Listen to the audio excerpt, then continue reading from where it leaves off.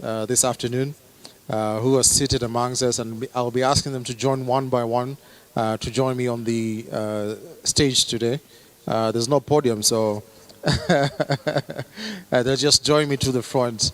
Our first presenter today is Mr. Willis Ombai, who is the CEO of a Water Trust Fund. Previously, it was called Water Services Trust Fund, but after the new act, then they rebranded. So they're looking at getting access to financing for water and sanitation. Willis has had quite a number of tasks to run at the Water Trust Fund.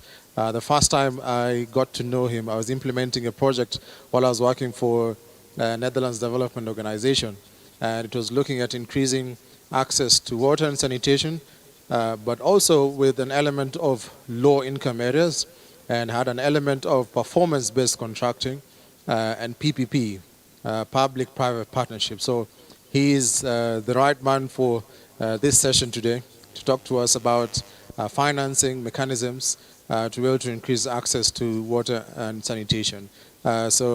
Allow me to invite Mr. Willis Ombai as you appreciate him with a round of applause.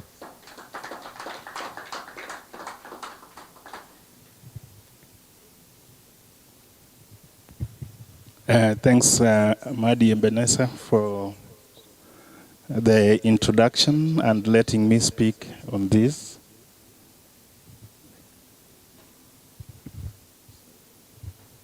As has been said, my name is Willis Ombai. I'm the Chief Executive Officer who is still acting at Water Sector Trust Fund.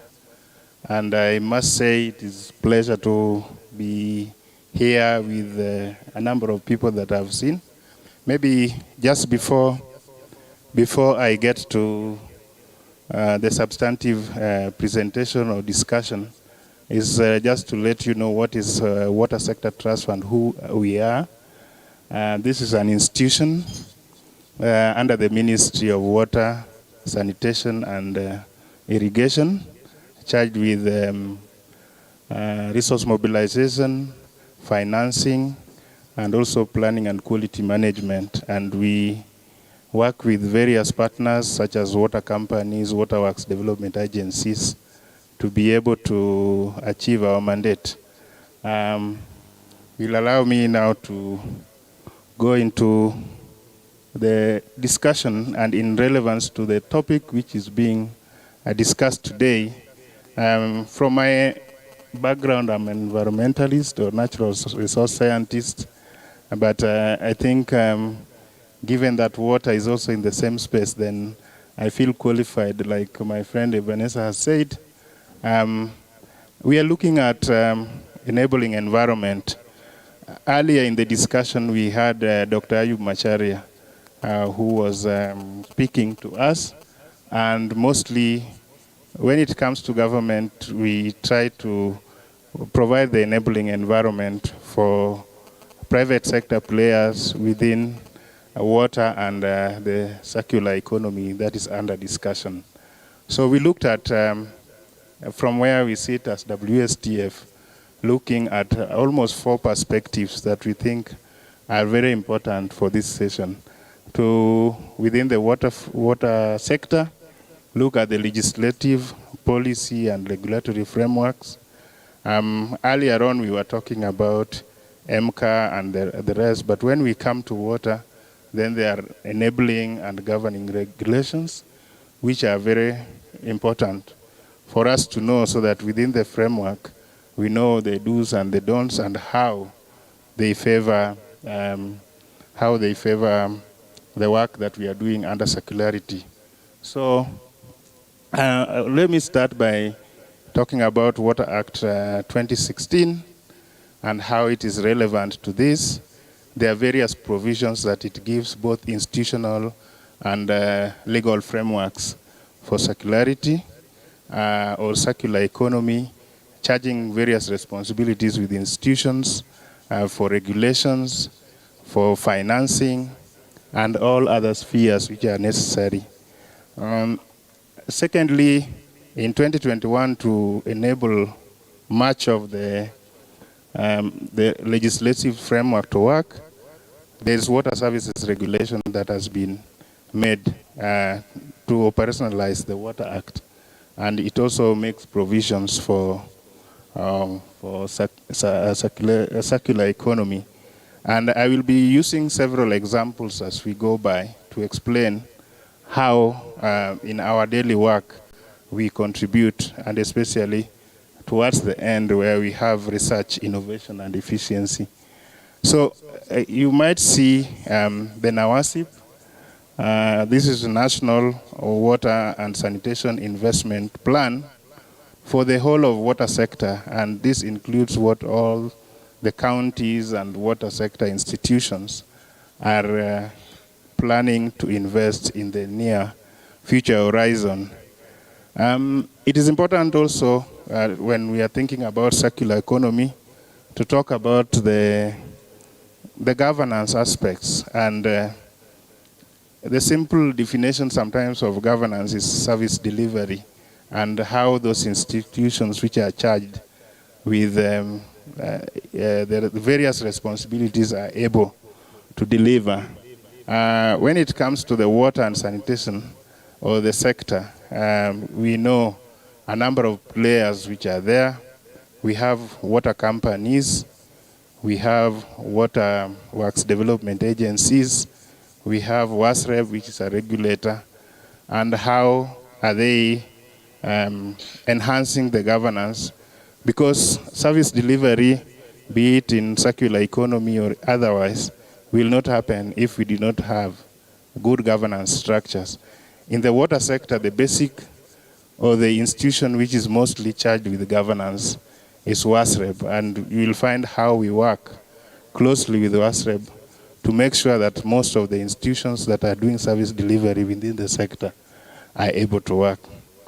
I earlier on talked about the role of Water Sector Trust Fund in financing.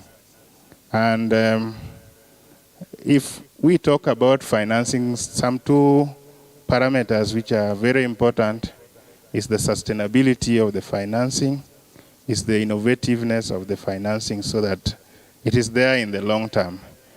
WSTF is one of the heavily donor-funded institutions, of course with the aim of funding other institutions again downstream.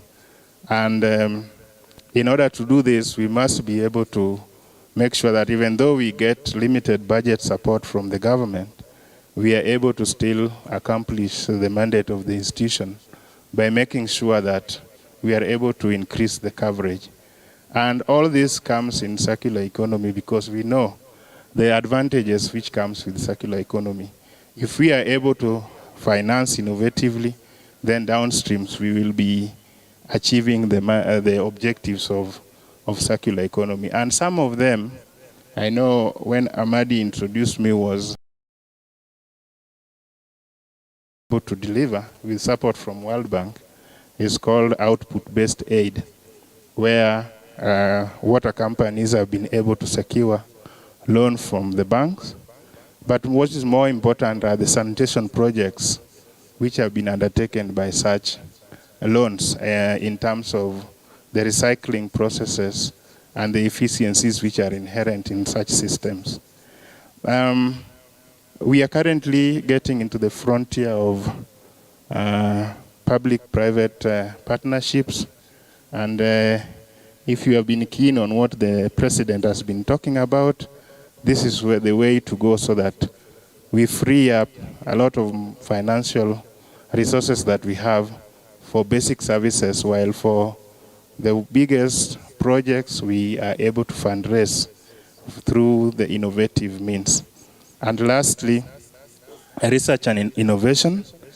Some of the challenges facing the sector is like non-revenue water, which currently stands at 45%, meaning that from the production to the end, we lose 45% of the water. From a business perspective, this can be turned into several millions of what we lose, or billions, and how that water, if saved, could, for instance, run Nairobi for almost 30 years in the whole country. We have tried our best with various partners such as GIZ to develop treatment plants which are basically for water reuse and recycling. We have a technology called decentralized treatment facility, which is more of a localized containment for or fecal sludge treatment plant for managing wastewater treatment within small localities with low carbon footprints and effective and efficient.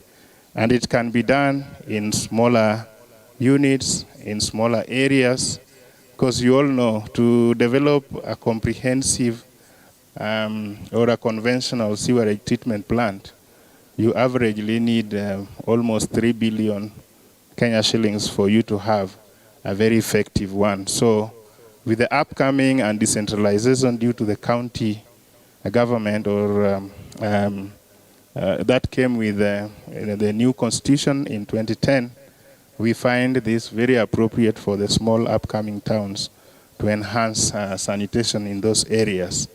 We are also trying to work on a number of initiatives, as mentioned, green energy and climate proofing in most of our projects, which are within the spectrum of circular economy. Roads for Water initiatives, we are partnering with others because the premise of circular economy is to avoid wastage as much as is possible. Maybe some of the conclusions from the discussion that I've had on the prior slide is this belongs squarely on our side, having the government goodwill on climate change. We all know and we have been told COP27 is on the way. How many of us are participating? What is the country position?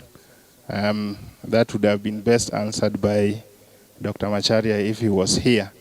And we know all the requirements for reporting and what we have been able to do. Focus on sanitation. There's a bias already in terms of investments and in terms of targets. When you go to the Ministry of Water and Sanitation and get the statistics, you will find two things: that the attainment or the coverage of water is between 60 to 70%. I know it's a staggering statistics. And that of sanitation is below 30%. And that is directly proportional to the levels of investments that are being made. If we critically analyze in terms of circular economy, the same water that is being used in underwater supply is the same one which is not taken care of under sanitation. So there should be a proportionate consideration so that we achieve the development targets under the SDG and most of the economic blueprints for this country. I think embracing technology, that has been spoken about. I have talked about some of the examples and partnerships that we do have, as well as in terms of infrastructure design, then we should focus on some of the plans like having water harvesting technologies instead of all the water moving down to the Indian Ocean. Then we have pragmatic solutions. Some of the think tanks are now saying if we did enough water harvesting, perhaps we would not even need to do boreholes. And so boreholes would really be done when it is properly necessary. Thank you. That brings me to a brief of this presentation. Thank you so much, Mr. Willis. No worries. I'll pick it. Great. So ideally, we just kicked off the discussion looking at what the government is doing through the trust fund in terms of getting access to financing, to be able to increase access to water and sanitation, but more specifically also working in the ASAL areas. I know we gave him a very short time. They're also implementing a project that is also looking at the ASAL areas with the EU and other different projects that's aimed at increasing access to water and sanitation. I didn't read through his bio because he has worked for different organizations, including Open Society, Danida, and other great organizations. And before, he was also the chief investment officer at the Water Sector Trust Fund, and now he's the CEO. I think it would have taken me about 10 minutes to update you or appraise you on his resume. And that's why I just said he's qualified and is up to the task for this session. My next panelist is, he doesn't like the title, but I will still sneak it in. He's engineer Fanuel Nyaboro, who has had massive experience managing multi-country projects. While at SNB, he's managed a project called SSH4A, Sustainable Sanitation and Hygiene for All, if I remember correctly. He was my former colleague at SNB. He's also now a consultant on matters environment, sanitation, and the sanitation space. And he has also vast experience also on IWRM, Integrated Water Resource Management. Let me not go deeper into his resume. Otherwise, I will also take another 15 minutes to appraise this. So allow me to invite Engineer Fanuel Nyaboro. Appreciate him as he comes. Thank you, Ebenezer. Good afternoon.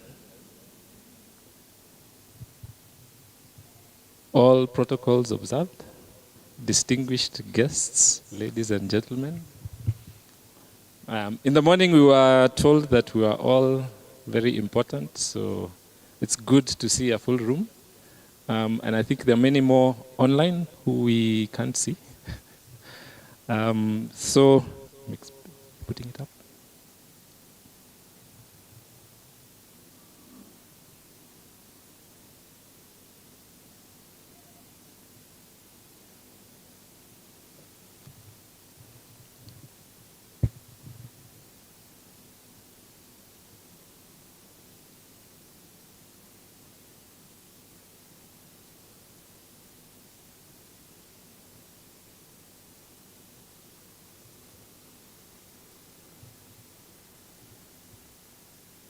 Okay.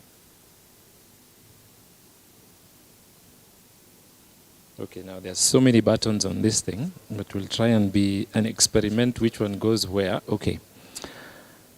Ebenezer has asked me to share some thoughts on circularity and how we can make an attempt at increasing access to water and sanitation. And to kick this off, we'll just have a little bit of a reflection on what's the current status when it comes to access to sanitation and access to water in the region. Now, looking at the JMP 2020 report, we see that access in Eastern Africa is round about 56%, and in Southern Africa, it's at 74%. This is access to basic and safely managed water. When we look at sanitation, it's round about, I think, 24%. And around, what, 60? Okay, the technology has, it's gone to a different presentation. Yeah. So basically what's happening is that we are way off track when it comes to our access.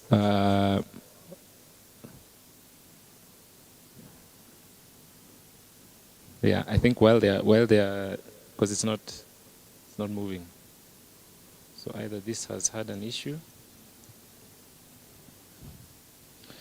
So as that comes up, maybe I'll just continue so that we keep the conversation going. Basically, we are off track when it comes to access to water, access to sanitation, access to hygiene.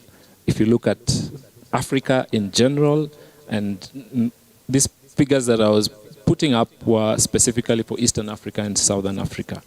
And if we're going to catch up, then it means that we need to, increase the rate of access 12-fold for water, about 20-fold for sanitation, and about 42-fold for hygiene. And it sounds really, it's huge. It's a huge thing to actually, change the rate. So we're going to miss the SDGs unless something drastic happens. And the good thing is that within countries within this region are already, thank you. They're already putting in, different kinds of. It's not moving, so I'll just continue. Maybe he'll scroll. It's over. Then I go back. Yeah. So they're progressive reforms that have been happening in the region. There are policies countries are putting in place, and people are thinking, how do we start addressing water and sanitation differently within the region? When it comes to circularity, there's general consensus that circularity will open up the space for private sector. And if we're going to achieve, the SDGs, then private sector needs to come in a big way. And and this is something that is progressively being appreciated. And in my view, I'm thinking that if access is going to go up, then and we're thinking, and this whole discussion around circularity, one of the things that, there are about 6 different things that just come to my mind, and I'm thinking the things that we need to address. One is demand management. When you think about water, and you think about urbanization, and these figures that you see in the JMP report, basically in the back of your mind, think that in the Eastern African region, about 29% is urban. Of that population, 29% is urban. In the Southern African region, 51% urban. So urbanization, rapid urbanization, is creating a lot of pressure on our water resources and how we are using water. If you're back in the village and you want to bathe, you could get by with 15, 20 liters. But if you have a shower and it's really, it's flowing nicely, maybe delivering 10 liters per minute, you want to spend quite a bit of time there, easily do 50 liters of water. And demand management means that we really need to kind of reduce this pressure, because as urbanization, is going up, it's creating more pressure on these resources. Then we are faced with a very difficult position. The second thing that comes to my mind is the issue around storage. When you look at the countries in this region, they are classified within the JMP. They are classified as not water stressed. What that means is that the renewable water, which comes from the rainfall and all, the renewable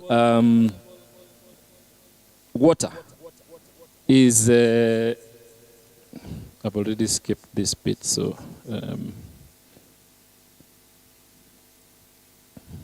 renewable water comes from the rainfall.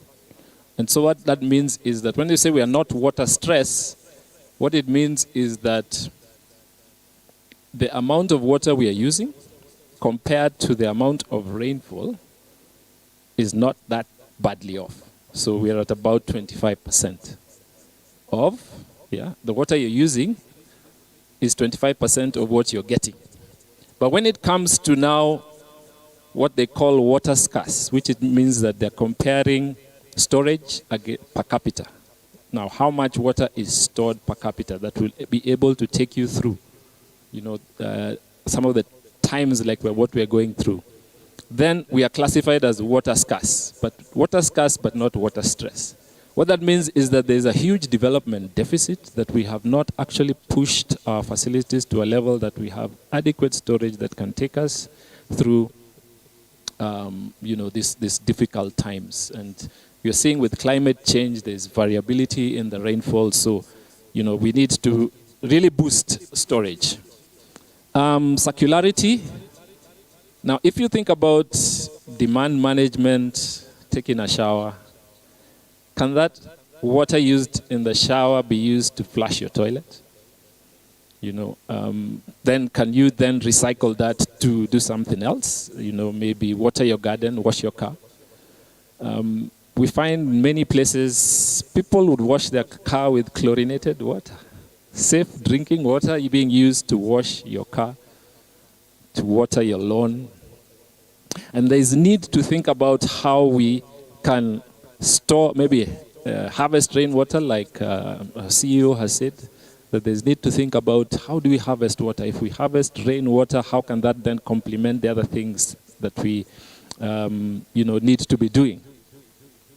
So to get all this working, we would need to look at issues around policy around that. So if we're talking about demand management, what are our building codes saying around that in terms of, the different pipes connecting from, you have a separate line going to your toilet compared to what's going to your kitchen, for example. Then we would also need quite a bit of innovation. And I think this has been covered quite a bit in the morning, and we would need to rethink, for example, storage. The space to do big dams, and if you take an example of Nairobi, I think with Ndakaini Dam, and you look at all the infrastructure that's available for Nairobi, that's only able to meet half of its demand. And you think, where's the other half going to come from? And with the variability in rainfall and short and intense periods, a lot of flooding happening in the city because it's all paved up, can that really be channeled down to our groundwater sources, our aquifers, and start recharging them? In the many places where people are drilling boreholes and they're running dry simply because we've interfered with the recharge system. And there's need to really think and get out of get out of what we have been used to really innovate and see how we address the emerging challenges. And then dissemination of what comes up. We do good policies, and they say that I don't know whether this stretches across the continent, but they say in Kenya, if you want to hide something from a Kenyan, you put it in a book. Policies, we have very good policies. Sometimes we don't disseminate them very well. And I have put in a rider here with BCC, because if you start talking about demand management, there's a need for people to buy in. We need to buy into it and say, okay, this actually makes sense. Then, I would put in money, maybe to get a different shower head that would deliver less, but still give me a good shower in the process. Or put in money and do some retrofitting in my house to ensure that the wastewater now is being recycled to the toilets. So there's a need to get buy-in. And this is just, it cuts across. It's beyond even water. And the things that we're talking about even early in the morning about handlings of waste. And for us to get there, I think we need to be smart about it. And we really need to ask ourselves hard questions and ensure that what we're doing is smart, it's data-driven planning and decision-making. The good thing is that, and as we have seen different examples, these are also applicable in water. Private sector is doing something already. So private sector is in the space doing one thing or another when it comes to water and sanitation. Frameworks are available on circularity, like what the World Bank has developed, and the water in circular economy and resilience. And thinking has gone into this thing that we have opportunities just to pick out things and, build on them. There's circularity, examples of circularity in Kenya, the Nakuru example with Nawaskol making briquettes from sewerage, and also what Sanivation is doing in what Synergy is doing with fertilizer from the Fresh Life project. So there are examples of circularity, and I think these are things that we can actually take advantage of. But the big question is, and this, it would really be interesting to engage in a discussion and see, is there sufficient business to drive access to water and sanitation? And many times from a civil society perspective, we are passionate. We're so passionate about seeing access changing that we are seeing business that sometimes the private sector is not seeing. And that disconnect is something that we would need to bridge. We have examples that are not going to scale. Why?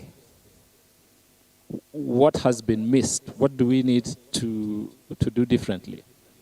If it is going to be targeted policy, what needs to be done to trigger this change?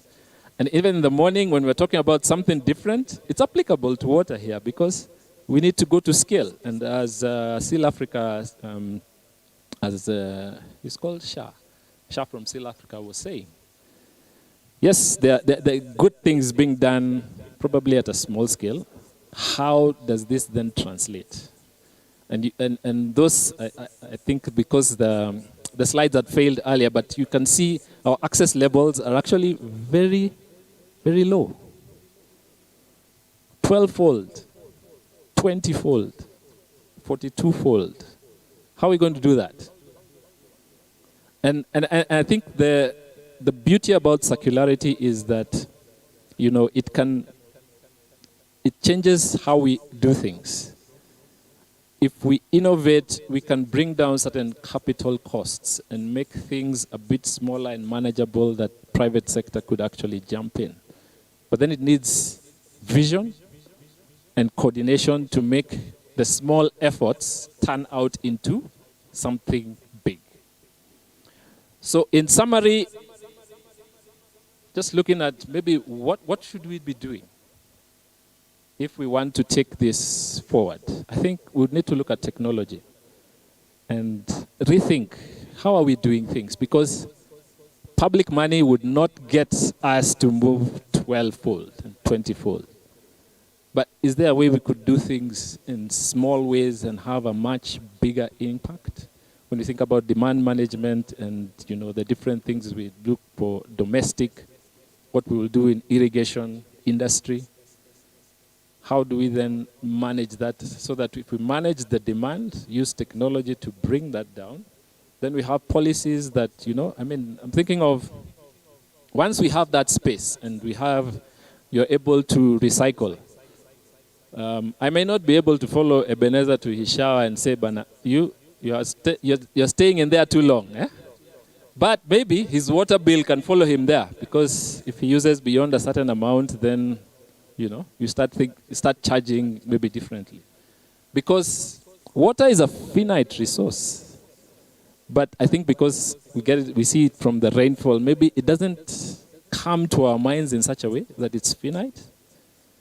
But in the process of that, it's undervalued. Can we be able to use our policies, billing, and the dissemination and BCC to get people to really just adjust how we are handling our water? And lastly, I think collaboration.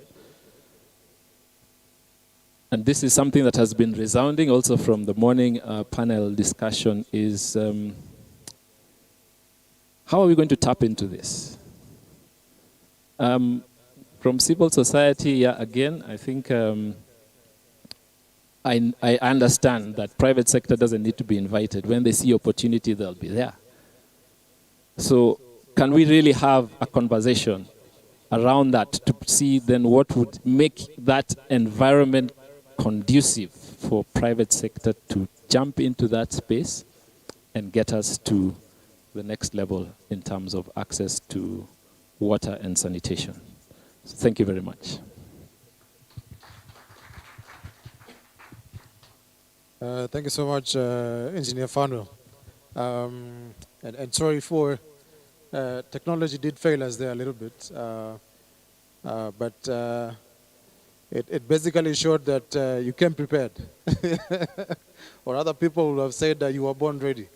So thank you so much for that session. I'd now like to invite Alec Musheru, who is the technical manager for Eastern and Western Africa for DuPont. I don't know if I say it correctly. I remember there was a time there was a movie, and people were pronouncing the T, and they were being told, is that a movie or is that a book?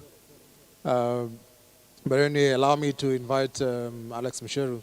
We have looked at the financing side, where Mr. Willis spoke to us about what the fund is doing. Engineer Nyaboro has looked at the sanitation gap, access to sanitation, the gap that is there, and also in water. So we want to talk a little bit about technology and what the private sector is doing in terms of enhancing circularity in water and wastewater. I think he has had vast experience, of course, looking at reverse osmosis, ensuring that we're able to manage our water wisely and also wastewater. So let me allow him to go through the session, and then we will have a panel after. Yeah, so thank you, Ebenezer, for the introduction. And I would like to, before I start my presentation, to recognize my colleague, Boaz. Boaz, you can stand.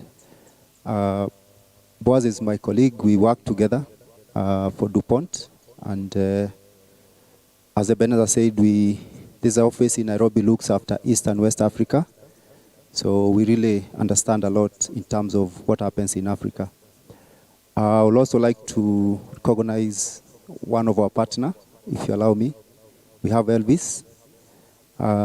Locally, we work with Davis and Shatleaf. We worked with them for over 10 years. And we've implemented a lot of projects together with them. So thank you for joining us, Elvis.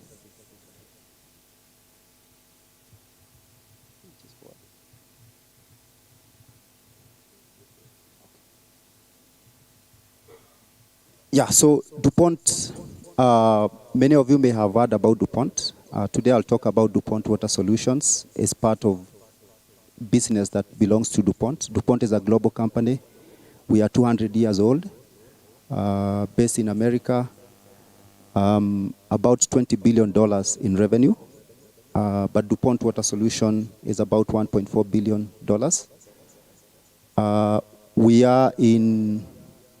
We serve over 110 countries at the moment, 2,400 colleagues. We are very strong in R&D.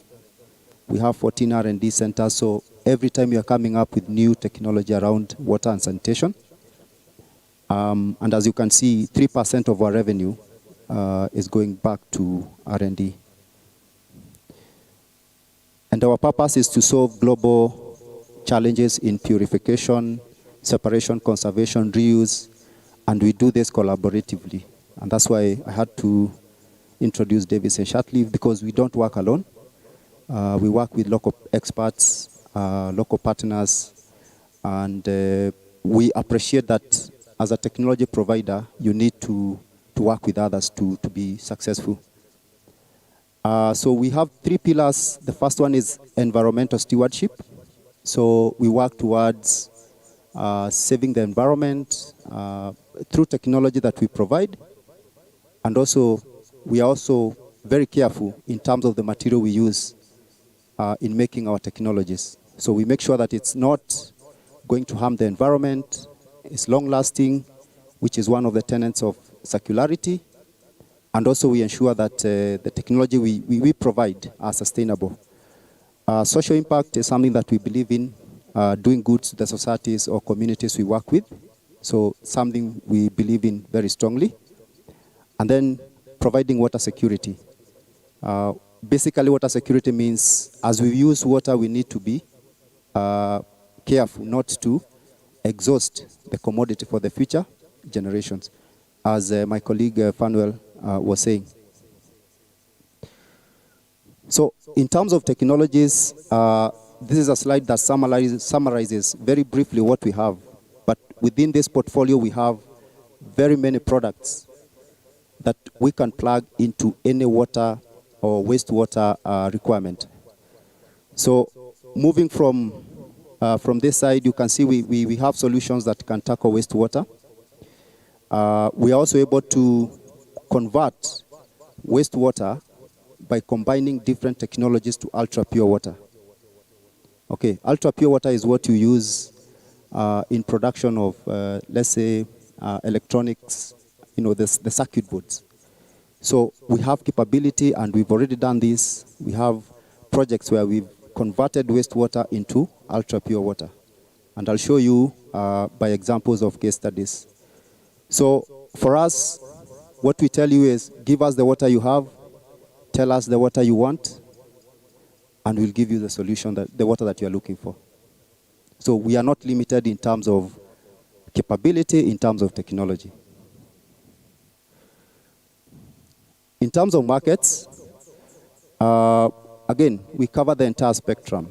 We provide residential and commercial solutions. We have, for instance, for those who have domestic or small reverse osmosis systems in their home, in their houses, we have solutions for that.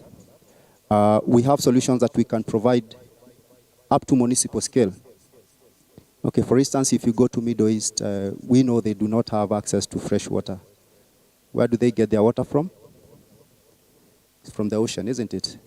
So we've done quite large projects within municipal scale, both for clean water and for wastewater. And then industrial space, this is where we're playing very well with people like Davis and Shatleaf. We're almost servicing, the big industries you can think of in this market. Talk of Kenya, East African breweries, Coca-Cola. You go there, you'll find DuPont technology in use. And within this, as I said, what we provide is to make sure that it's sustainable, it's not harmful to the environment, and at the same time is good for business. Okay? So I'll quickly take you through some case studies on what we've done. And I heard Fanuel talk about, what can we do with our wastewater, and he showed a very good example of people, recovering or, making briquettes from wastewater. The question I wanted to ask him, what did they do with the water? Because they only recovered the briquettes. Okay. But I know there's a gap, and we recognize that there's a gap in this market in terms of adoption of technologies to recycle wastewater. So this is an example of a community in Oklahoma that, sorry, maybe I go back.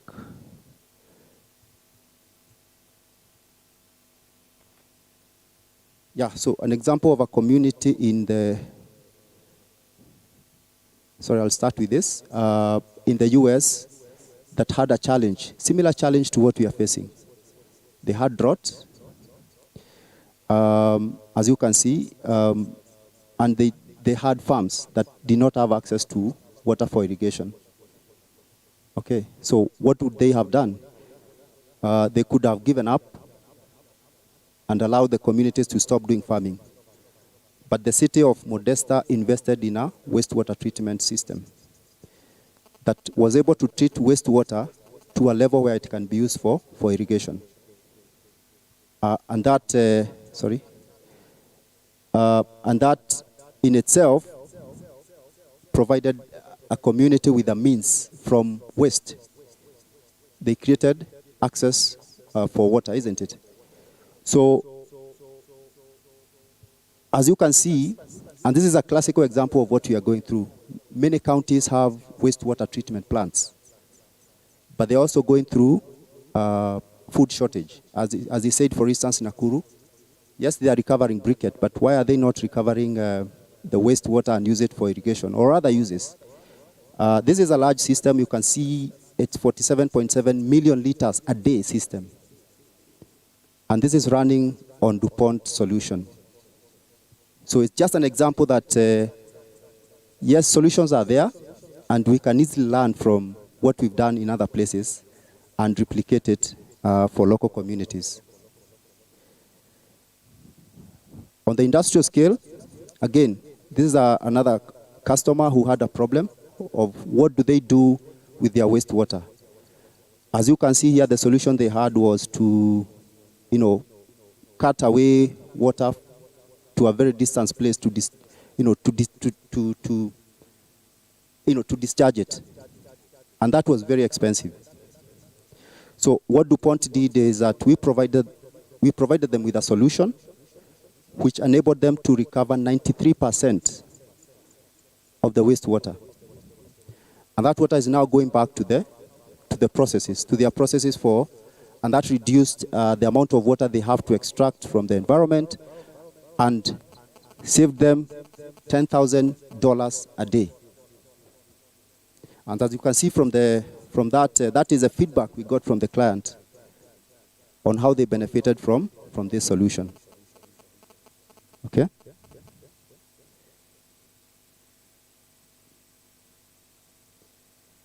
We looked at that. One of the problems we have with wastewater recovery is perception. People have problems. When you tell people that I'm going to recover wastewater and then I give it back to you, people are not comfortable, isn't it? So again, we worked with a pure water brew. This is a group of brewers that are using wastewater to make beer. They made a skid, and then they would move to the next wastewater treatment facility, treat wastewater and produce beer on spot, and then they will give you to taste. This one, they were doing it to try and break that perception that wastewater is not good or cannot be used back. You cannot recycle wastewater and use it for drinking. As you know, the requirement for beer production is much more even stringent than drinking water. Okay? And then, as I said, we don't just do business, we also do good back to the communities we work with. So this is a project, again, we work together with Davis and Shatleaf, and we provided a community in Kasarani with clean water. The St. Francis Hospital, I'm sure maybe many of you have seen this water kiosk near the Kasarani Hospital. The water they are using had very high levels of fluoride, and through partnership with Davis and Shatleaf, USID, we provided them with nanofiltration technology and a UF, and they were able to treat the water, get rid of fluoride, and now the community around there have access to safe water for drinking, and also the hospital is now able to operate without having to buy water. So that is my short presentation. I think we'll tackle more when we go to the panel discussion. Thank you. Thank you so much, Alex. I'll ask you not to go back. I'll ask you to sit sit right here as we transition to the panel discussion. Now, I just recalled of the name that was coming to mind the other time. You can have a seat. When I was trying to think if I did pronounce the name DuPont correctly. The other name was a movie, was a series. It was called, some people are calling it Lupin. But it's not Lupin. It's Lupin, but that's not the pronunciation. So people are getting it quite off. And eventually then people got to realize it's called Lupon. So that's why with Lupo? Okay. Okay. Nice. So you did correct me. It's sorry, Dupo? Okay, nice.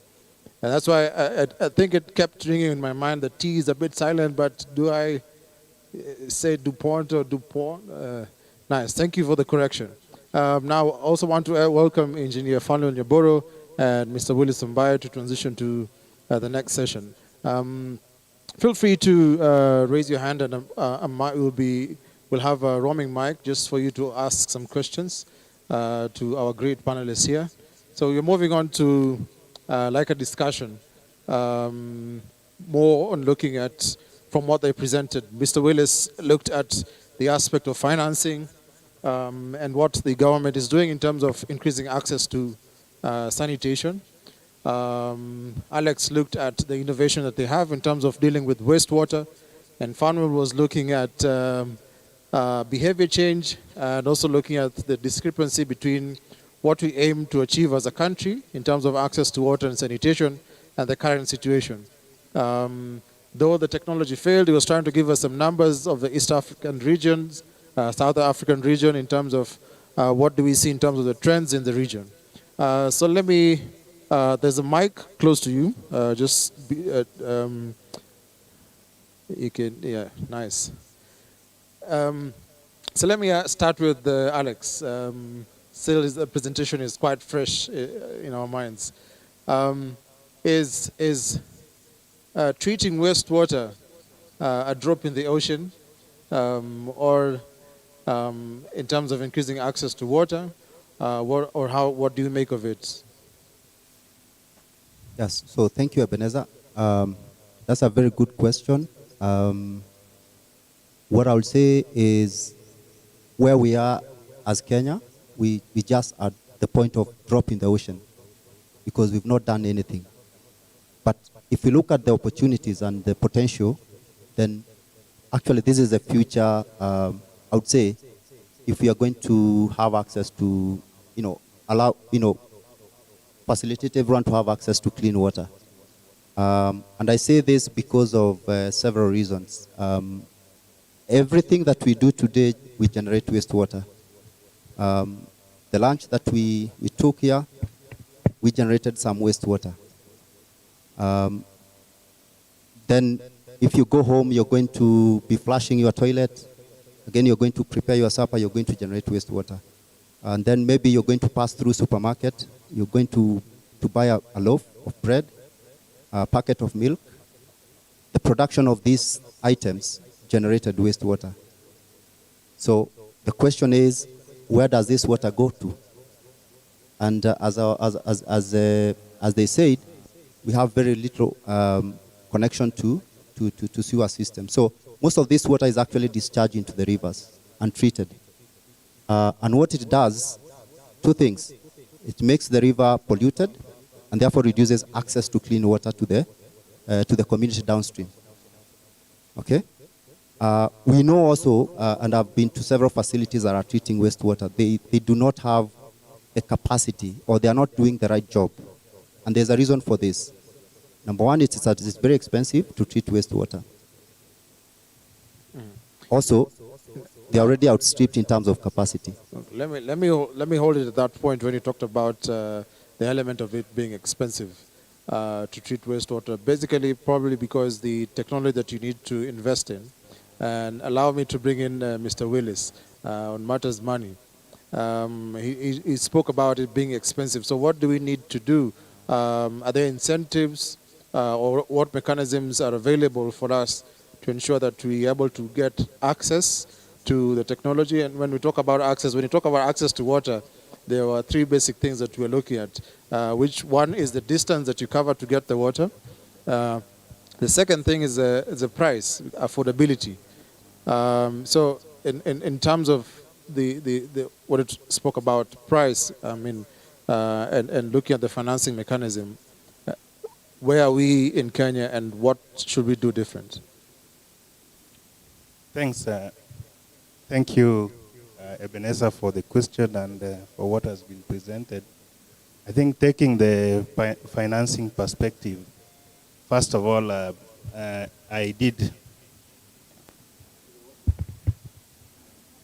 indicate that what we are doing at Water Sector Trust Fund is to work with various institutions which have the responsibility for management of waste, because we know the institutional architecture within the Kenyan public system, who should be responsible for what. So we have had cases, many cases working with improved technologies from the Bill and Melinda Gates Foundation, the German Development Bank, KfW, to be able to use the most recent technologies and also continue to adopt many technologies which are offering solutions with the utmost efficiency. What we have now, taking note and cognizance that it is very expensive, as has been said by my co-panelist, is to see what subsidies, what market-based approaches can we have in terms of handling waste management. We have had occasions where we work with a number of water companies to be able to access money or financing from commercial banks. And we have modalities for mostly subsidizing this, or in a way you would say we are offering grants. But these are dictated by the market forces. While we are not doing actual blending financing, but the grant that we give them, in essence, finally reduces the cost of investments in managing sanitation. I know I didn't find time to talk about what we are doing, but in a year, WSTF spends between 3 to 4 billion financing the sector, so most of which goes to water companies. Some of it goes to waterworks development agencies, and even lately we are working with international non-governmental organizations, both on water supply and sanitation management. So I think to the extent of what we are doing, that would suffice. We work progressively in partnership with several institutions. Currently, we are in partnership with Strathmore University to find solutions to some of the challenges. We work with private developers to find some of the challenges. And more importantly, if you go to the Water Act, the biggest differentiation between Water Act 2002 that established most of the institutions in the water sector and Water Act 2016 with respect to WSTF or Water Sector Trust Fund is that there is an expanded mandate in terms of supporting research, and we are looking very much into the innovations which will be sorting out some of the problems. It is him, engineer, who noted the synergy. We have works in progress in terms of how to drive the partnerships forward. Synergies and Aviation, all those institutions that we can be able to work with. So I think let me end it there. I've given some of the perspectives. Thank you so much, Mr. Willis. And you basically just mentioned that you spend about 3 billion a year, 3 to 4, right? In terms of increasing access to financing, and in the end, what you're trying to do there is to increase access to water and sanitation. Something else came to mind because I was also sitting in the NAWASE, that's water and National Water and Sanitation and Investment Plan Task Force that was basically looking at restructuring and the debt that is there with the water companies. So it's also a different question on how we manage these funds when now it comes from you to the other stakeholders. And of course, sometimes also there's an element of there's a difference between efficiency and being effective, right? Efficiency basically means you do the same thing with the little resources. So I think that's also another aspect that we need to also adopt. But we appreciate, I mean, looking at the resources that you spend in a year trying to pump this to the water sector. Now let me bring in Fanwell. I know with the other programs that you have implemented, you were looking at elements of open defecation and trying to change the behavior of the communities so that they're able to be open defecation free, right? Now, looking at, there's a difference between the access to sanitation and access to water. The last time I checked WASREB's report, I think sanitation, looking at the water companies, was about 16%. and water sanitation was about 16, and water was about they're about 60. Why do we have this huge difference between access to water and sanitation?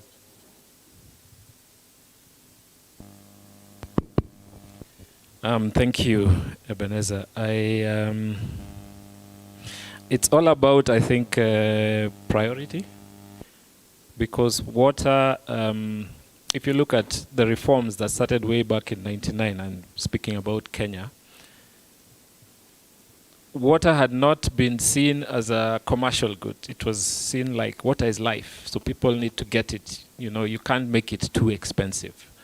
So for a long time, we never had, you know, that sort of, returning the resources so that you can continue to develop more as the population grows. So what happened is that because we were so far behind, the priority went into water. And looking at that disparity, you would see that, a few years ago, the CEO of WASREP was saying that they needed 500 billion shillings just to catch up on the sewerage network, just to catch up. And you look at a city like Nairobi only meeting half the demand, so where would you put, it's a struggle to really decide where will you put the money. So trying to catch up on water is what is affecting sanitation in a way. But I think just looking at this whole discussion around circularity, if you're able to make, I think, make it a little smaller and manageable, because some of the capital costs are just so huge. It's so huge, to catch up. But if we have this, even as the CEO had mentioned about the decentralized facilities, that you could actually bring down those capital costs, then you probably make it more manageable. But where you have these centralized systems that take so much money to put that sewer network, and people are trying to see, what sort of return will that give? I mean, it's huge. So, and I think Alex raised something when he was giving that example of, was it in which state? Is it? I forget the name of the state, but I saw in your slide $130 million. That just stuck in my mind, like thinking, and people are recovering. So I think that commercial mindset, if we get that right, and we can see that value, and you can return that value, then we may start seeing a change in terms of, access to water and sanitation. Yeah. Thank you so much, Fanuel. I mean, so basically you're saying that we're trying to catch up with access to water, and that's how we're not getting the access to sanitation. But at the same time, we cannot have sanitation without water. so I mean, it's an interesting discussion. So let me open it up to the participants we have in the room. If you have a few questions before we, we're trying to accelerate this session because ideally we were supposed to have come to an end.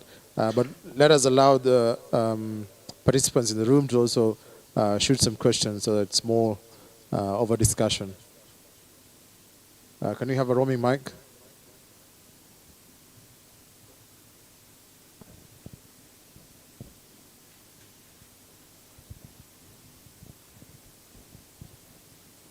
You can just introduce yourself, your name, organization, and then shoot the question. Okay, hello everyone. My name is Lisa and I'm the co-founder and director of Nazava Water Filters. We manufacture these water filters to empower households to purify their own water and make it safe to drink. We're the only WHO certified product on the Kenyan market at the moment. I really enjoyed listening to your presentations. One of our struggles to scale in Kenya is the taxes. We pay nearly $7 per product to the government. And we are targeting lower income households. And for them, 700 shilling is really, they feel that in their pocket. I was wondering if you could highlight maybe Mr. Willis from the Water Sector Trust Fund. What kind of movements are there to convince the KRA to make investments in wash, affordable wash that also especially try to impact lower income households? what movements are there to make these kind of products more affordable, and then not all the money goes to the KRA. Thank you. Yeah. Thank you so much, Lisa. We'll take 2 more questions so that we have a question there. So good afternoon. My name is Boaz from DuPont. I work with Alex, as he said. So my question, I think, maybe one of the key things that I normally see in we do a lot of expansion, and I probably this to Willis. You facilitate, you give grants to be able to do decentralized systems. I'm just wondering, why wouldn't we have discussion, especially when like right now we are talking about we want to build 200,000 houses, and no one talks about the infrastructure. Why can't we have because like we're waiting for calamity, then we start asking for money later. So I think why can't we, as we are projecting to build 300,000 houses in a year, the same way you, as from the government perspective and your team, you'll be able to have this discussion is that what would be the infrastructure in terms of water and sewerage, so that by the time you're doing the houses, the infrastructure is there, because that's the challenge I think keep seeing. And then now we go to a mode whereby now we are investing in a very, we are digging where we shouldn't even be digging, we should have done it in the first place. Then it becomes very expensive. That's my question. Thank you so much, Boaz. We can have a third question. It's interesting. DuPont is asking a question, and I want to ask them a question. If you're an individual, you have a house, you want to manage your water better. Do you have solutions for that? If I want to maybe construct a house, apartments, do you have a solution that would be affordable to an individual? Oh, my name is Catherine Masoli. I'm from the Circular Innovation Hub. Okay, what are the solutions? I'd like to know what the solutions are. Would they be cost effective for individuals? I'd like more information on that.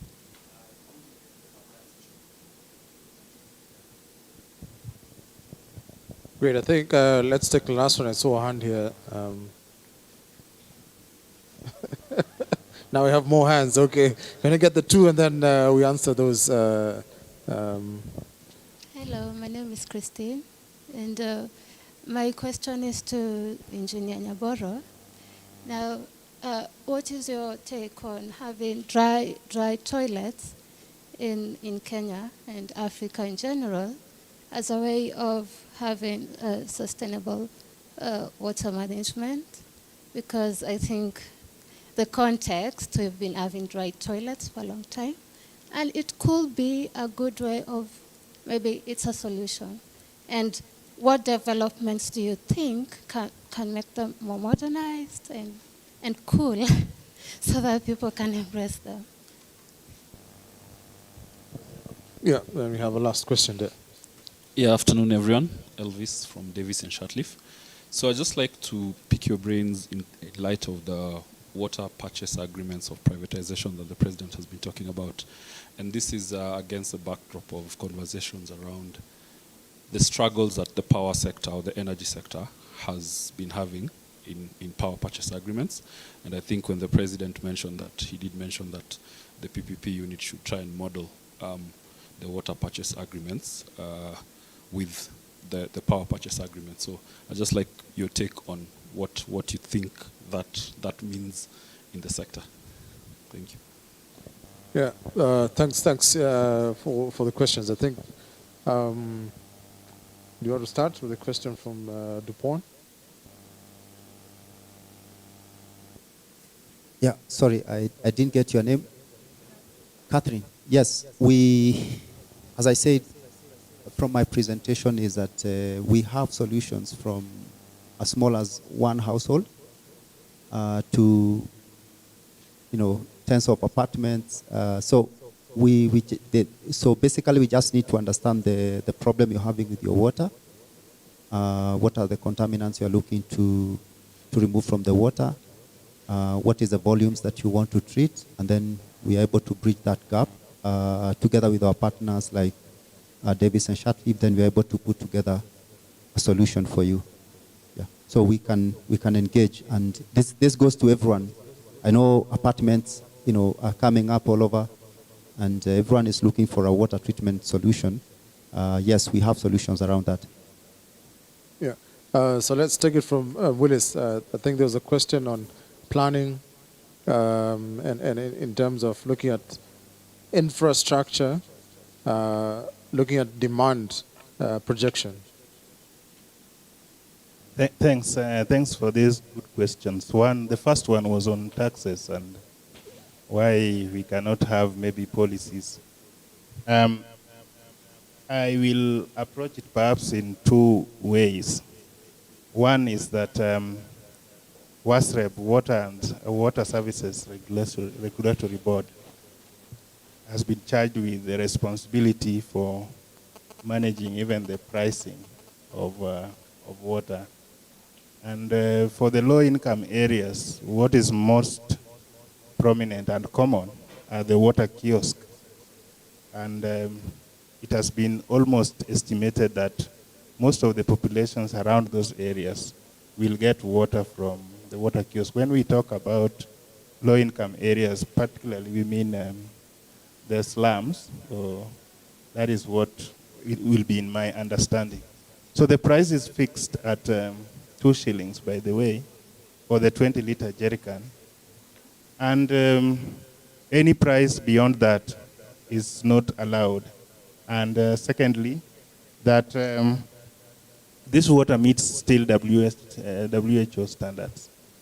I believe that there should be incentives and policy reviews to manage the issue of how can the taxes, and that might not fall within the purview of the water sector. Taxes, I can only take a whole government approach, but we know the National Treasury is the one in charge of the fiscal policy of the country, while we might say that there is need for policy review. The same way when it comes to planning, if you go to other countries, if an estate or an investment is being done elsewhere, they must make sure water is available, electricity is available in those areas before even the building starts. I think it is something that we might review as a country to see what kind of options are going to be there even for wastewater management. The last question, in terms of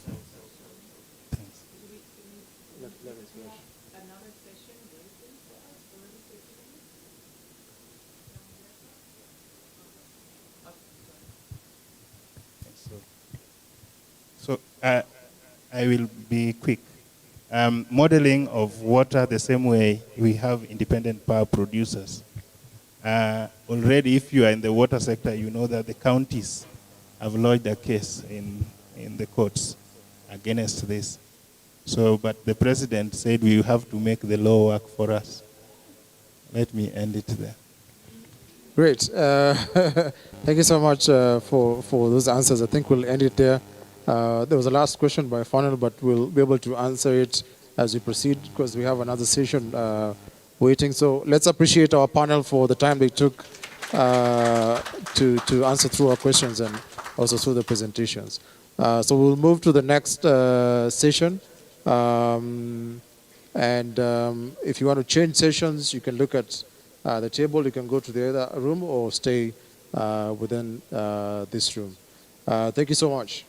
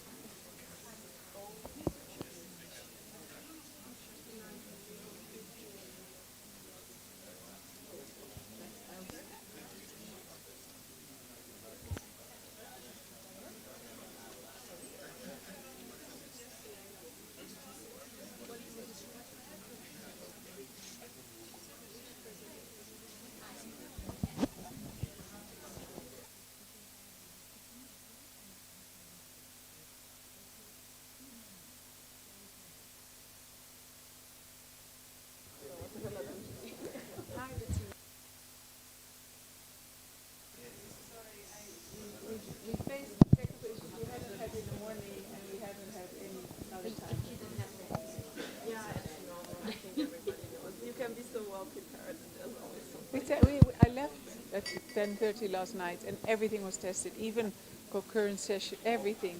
And it was fine, but I don't know. So now people need to log in. I have to ask, I'm not, are we logged in on the fashion? But the Zoom with the breakout sessions. Okay, so can you see if you can see Elise? Elise, yay! Ah, you're there. But I cannot see if you can see me, but you're here. I'm so sorry. I can't hear her yet.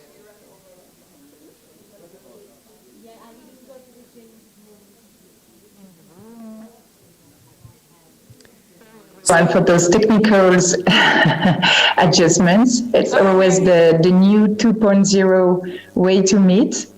I think we're all discovering it still, 2 years later. Yeah, but we can hear you now, so that's a positive. Okay, perfect. And we can start our fashion session, I would say.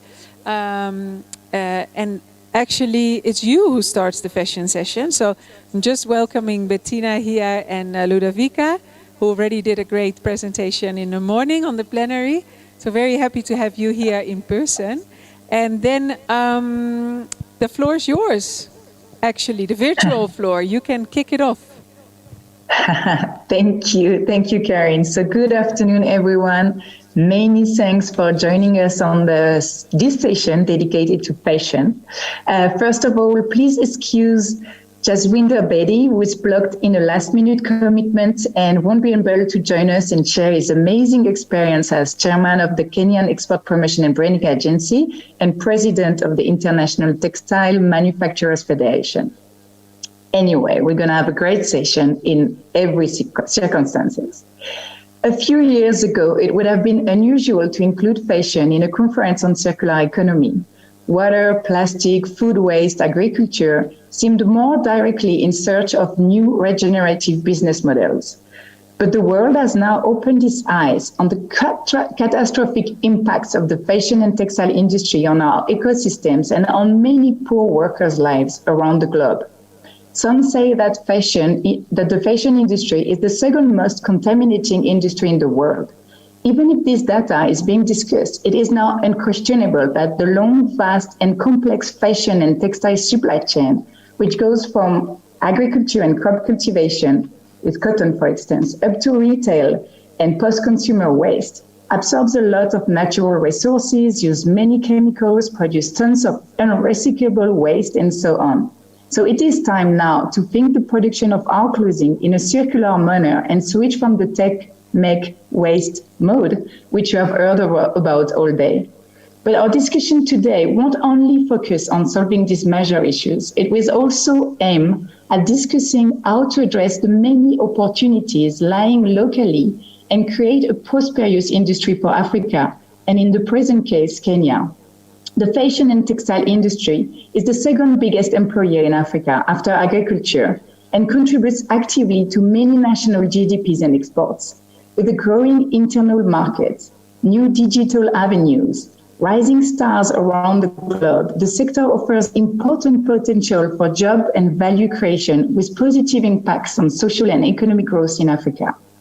And the Kenyan fashion and textile industry is a very good example of an active African player, both on local and global scales. It is not only playing a vital role as one of the country's largest employers, but it also continues to capture a growing interest from international brands.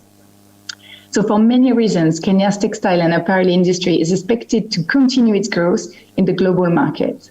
So our discussion today will be led by inspiring leaders and players in the global and local fashion industry. We start with Christine Ann and Chemite, who will remind us why sustainability in fashion is the future from the advocacy experience. We'll hear then Bettina and Nadia share the vision of the global textile value chain and its hotspots. What is moving worldwide and in Europe, and how does it affect the Kenyan industry? And then we'll move to the ground here locally in Kenya, actually not locally where I am, in Kenya, from an industry perspective with Brian, who leads the Nairobi Fashion Week, and with Louise, Ludovica, Valerie, and Christine Ann, who share as designer and brand developers their experience to bring more sustainability in their operations, What are the obstacles, the opportunity, and how does the market react? If we have time, actually, I love to hear in conclusion, in the very few minutes before giving back the line, everyone's vision of the future of fashion in Kenya and what do we need to get there. And in one word, actually, I'm Elise Sormani, French, as you can hear, based in Cape Town, South Africa. For the past 12 years, my work has aimed to speed up the transition to sustainable models and with a special focus on fashion for the past 7 years. I share all the biography in comments on the Zoom, so probably you'll also have them in the room to save time.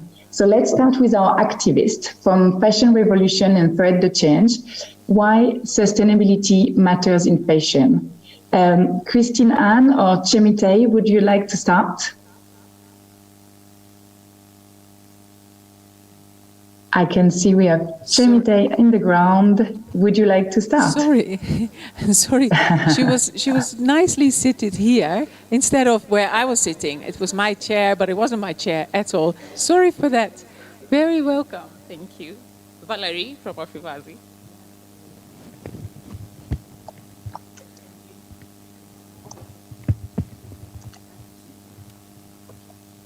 So, do you hear me? Those hybrid sessions are always full of surprise.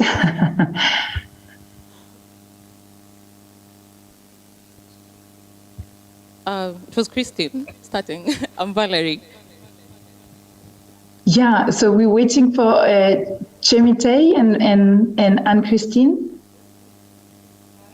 Hi, Liz. I think I can start. Yeah, perfect.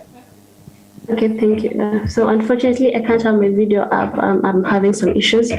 But to answer your question, so before we get into why sustainability is key, I think we first need to understand what sustainability means. And I think I'll use the UN definition. And that is meeting our own needs without compromising the ability of future generations to meet their own needs. And so I think most of us here know that the fashion industry is very heavy on resource consumption. There's a massive speed of clothing production and consumption, pollution, the list goes on.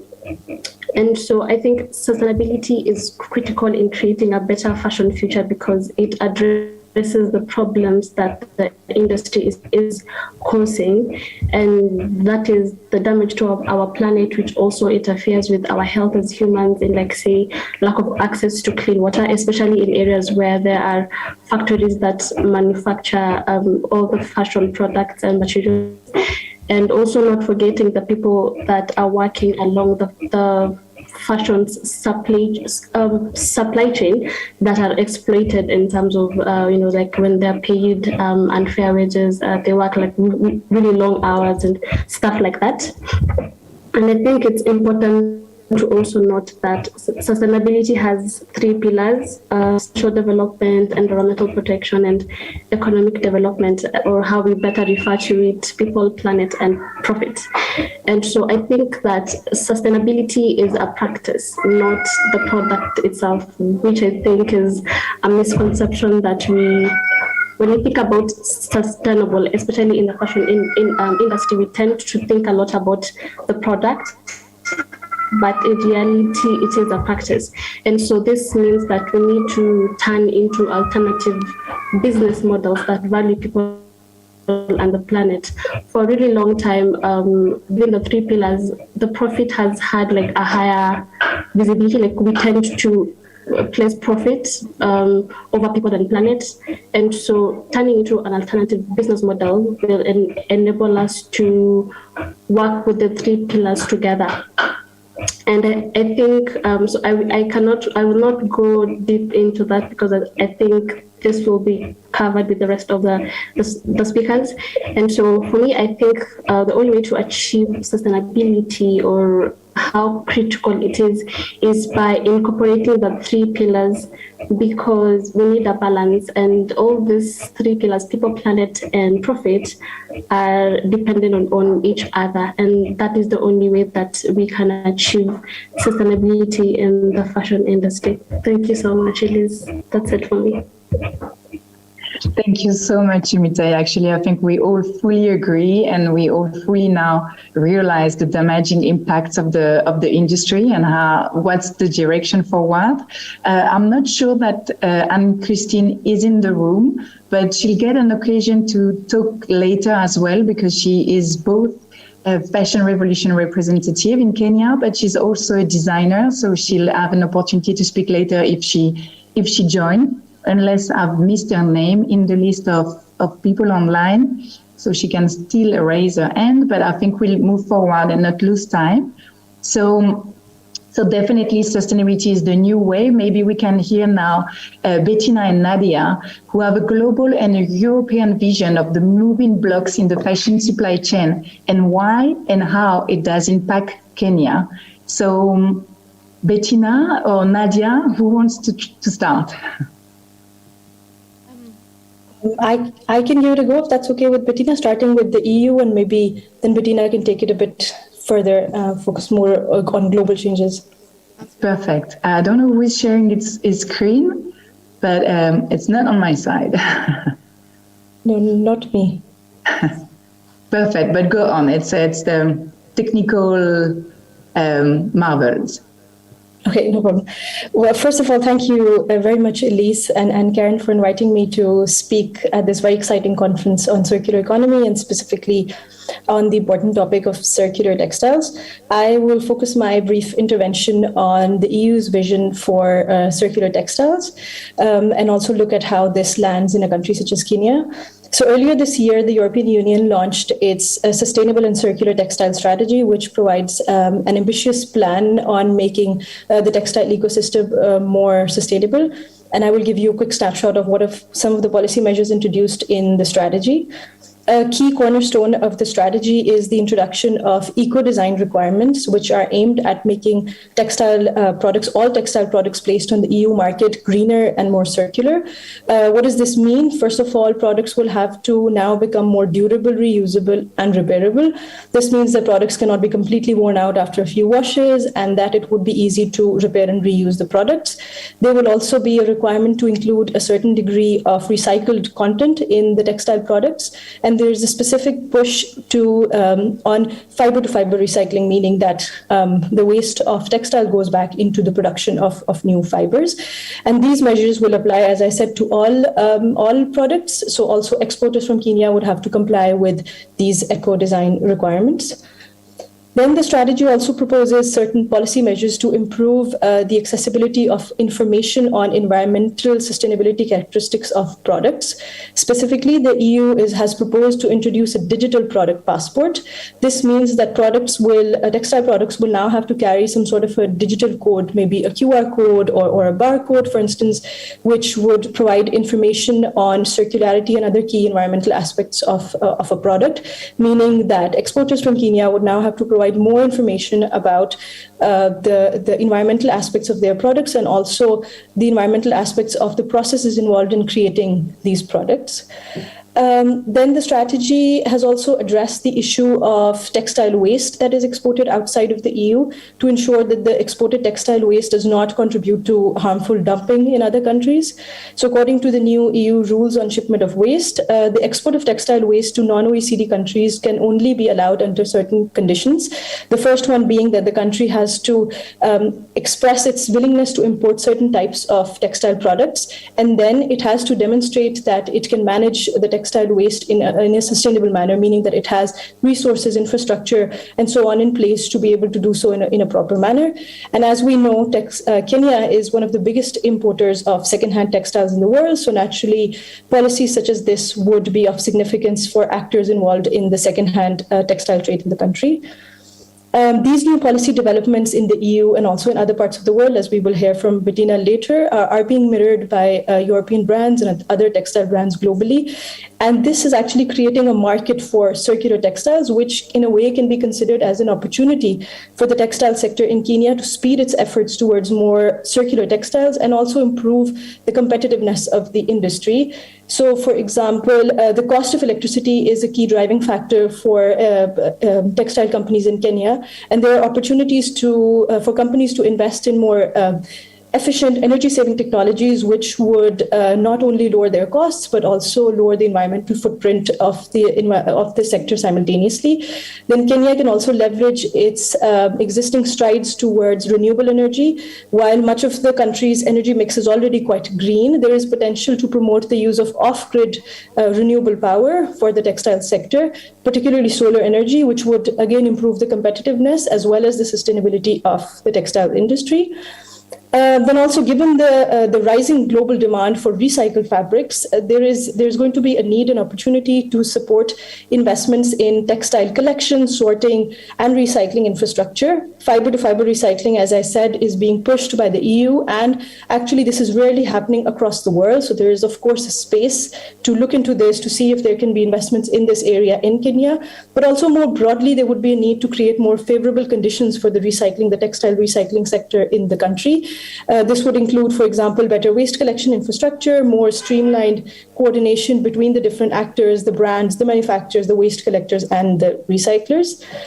So basically, in a nutshell, responding to the global shift towards circular and sustainable textiles by greening the different parts of the textiles industry can help a country such as Kenya position itself as a leader in circular textiles and also showcase to other African countries that going circular is the way to go. Thank you. Mm-hmm. Thank you, Nadia, and how interesting it is actually, and how full of promises it is for the Kenyan industry. We wish that it really shows the way. Should we go and listen now, Bettina? So she's going to have a similar experience in view of the sector, but from a more global even perspective.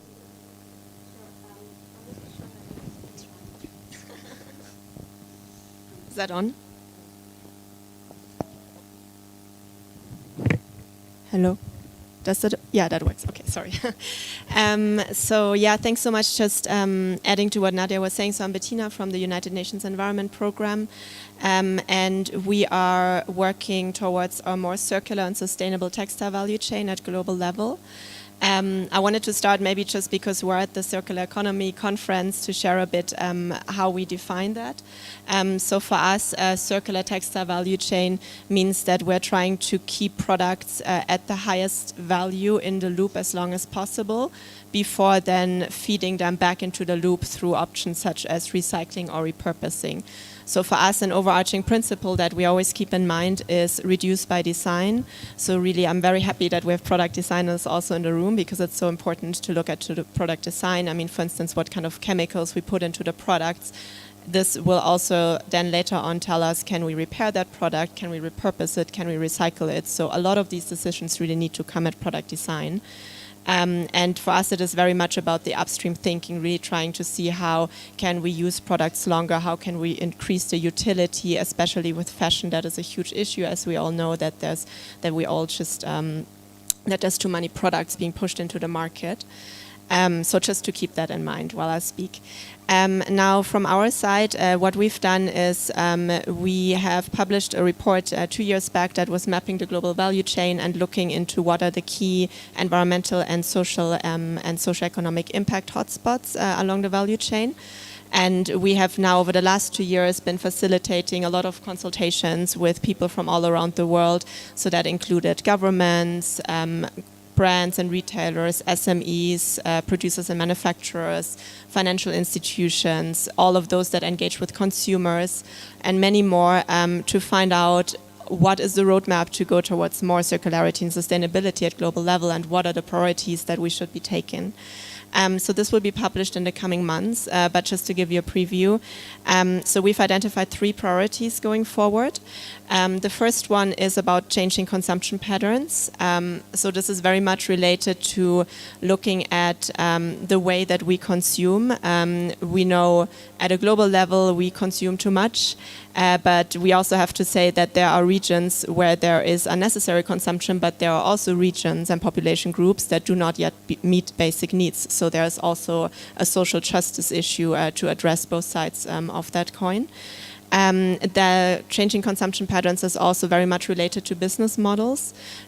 So how can we offer new business models, circular business models that dematerialize so that businesses are able to create value without producing more and more. And here we can look at options such as repair, increased product utility, rental options, leasing of textiles, and so on. Then the second priority that we've identified looks into improving practices.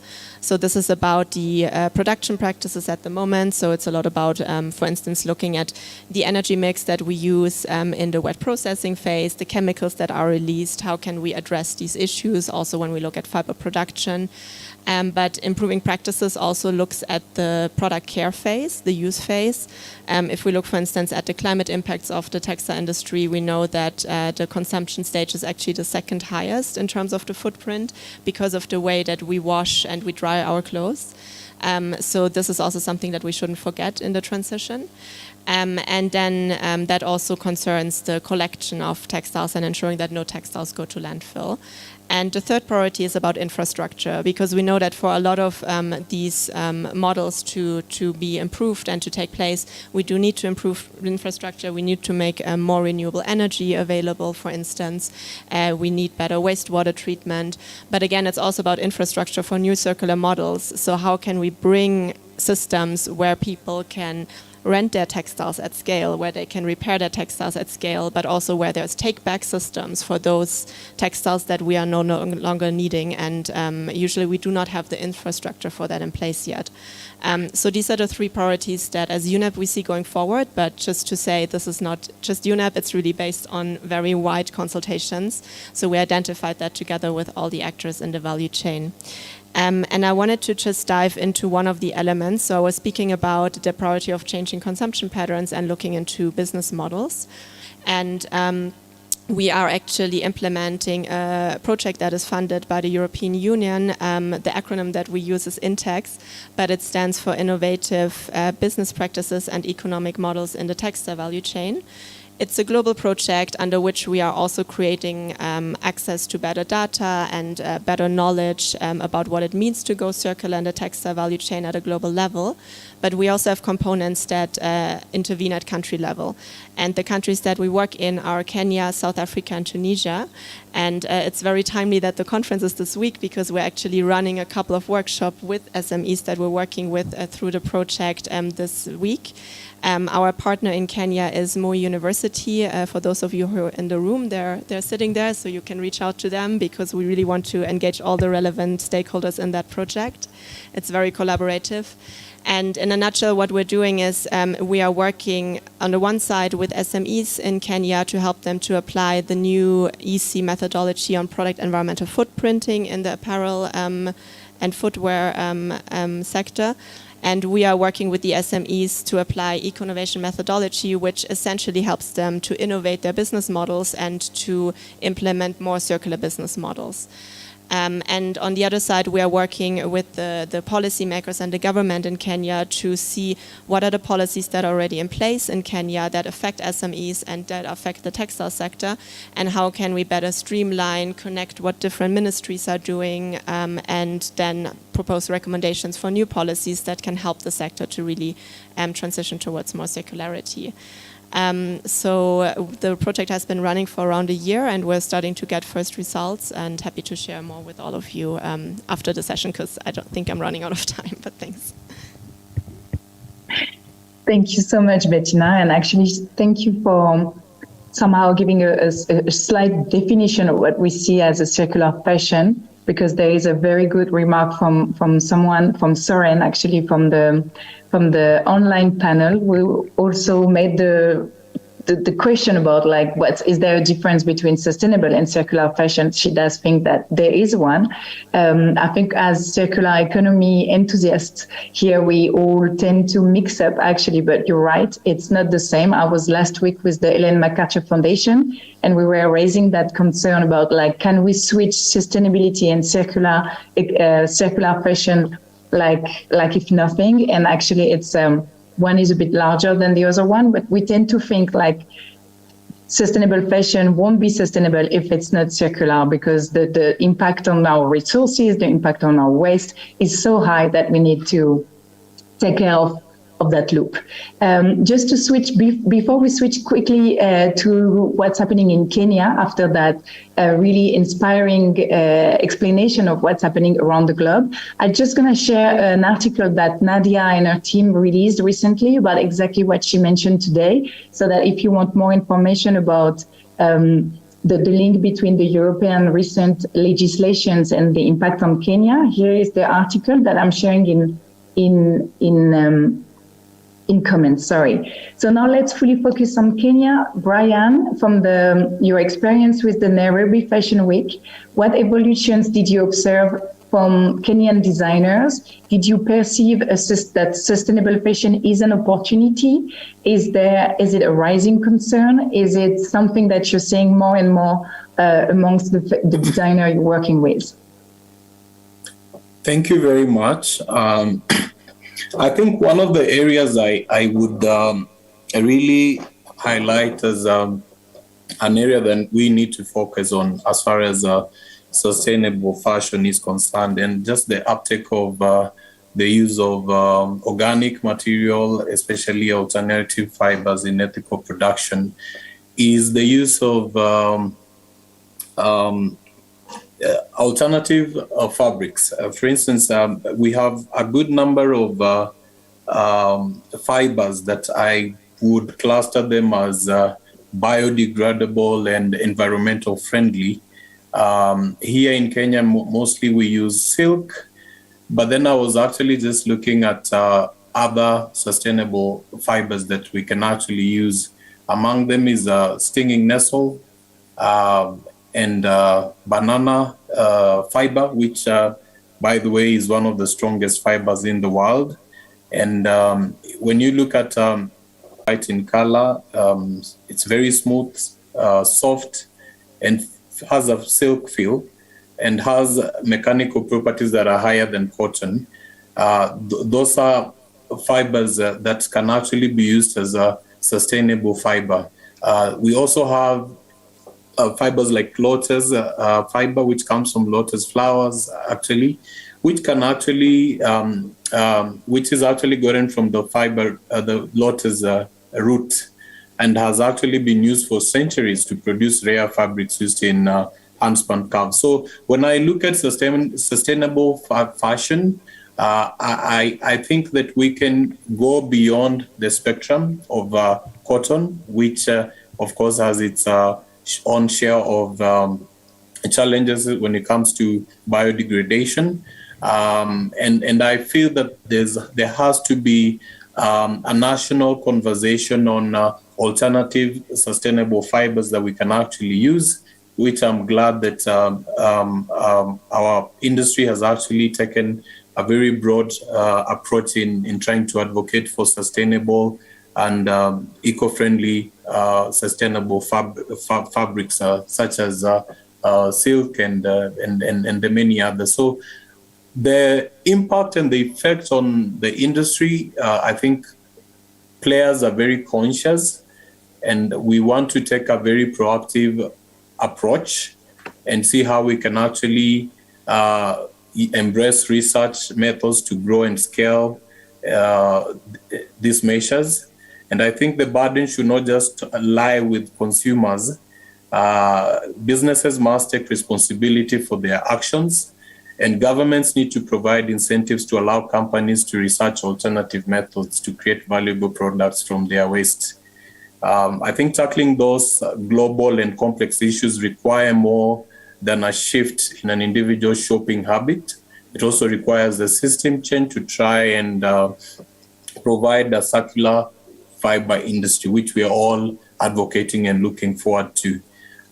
Textile made using leaves, perhaps fruits and nuts, right now may seem a bit strange, but I think the mountains of discarded clothing waste that we currently have will hopefully become a memory of the past, with the beginning of an environmental and socially clothing shift. So I think conclusively, I would say that the waste of these organic fibers are, if you look at the process, the process aspects of organic fibers and those of synthetic fibers, you would see that in terms of the waste, organic fibers are bio-friendly and biodegradable, and even act as manure to the environment, whereas synthetic fibers pose a really big threat to not only the environment but also to our health. So the national conversation should go around enhancing policy framework, building a robust environment between manufacturers and consumers to actually change conversation and actually build an ecosystem around sustainable fashion and also just sustainable fibers. So I think with that, I would say there has been a lot of efforts, and we are looking forward to now engaging government, engaging manufacturers, and also just being aware as consumers on what we need to consume. And that would create a very robust, sustainable industry. Thank you, Brian. How interesting. And I really fully agree with you. Africa is full of natural resources, including natural fibers for clothing, which deserve all investigation. We might have a great comeback from some natural fibers in the future. And I also I think we all fully agree that the change of paradigm will be collaborative, and we need more and more of those discussions where all the players are together. So it's good to hear that you also feel the same. So now let's listen to the brand themselves from the ground. What are the challenges to reach sustainable and circular ambitions? How is the market responding? What is the vision for the future? So now we have two designers in the room, two designers online. Should we start with the room to change a bit? So Ludovica, maybe would you like to share your experience with the artisans? Yes, sure.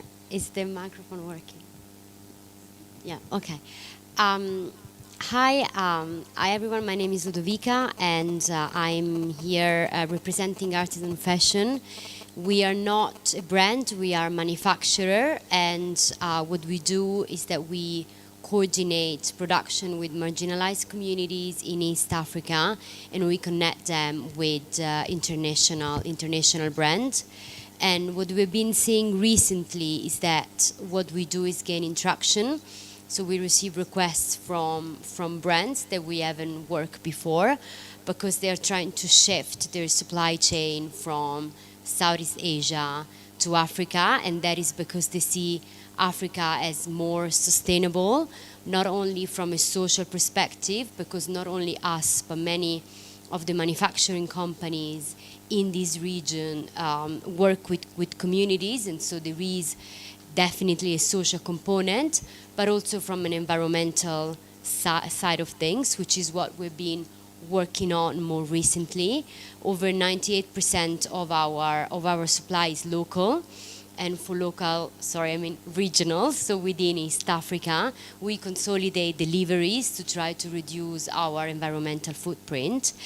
And to answer to your question, Elise, being a manufacturing and not a designer, it means that we had to completely shift the way we work and we collaborate with our customers, because sustainability and circularity need to start from the design process. And obviously, being a manufacturer, we had to shift completely our collaboration and start having meeting at very early stage of the creation of a lineup and suggesting whether possible the use of leftover fabrics or leftover material that are in our warehouse.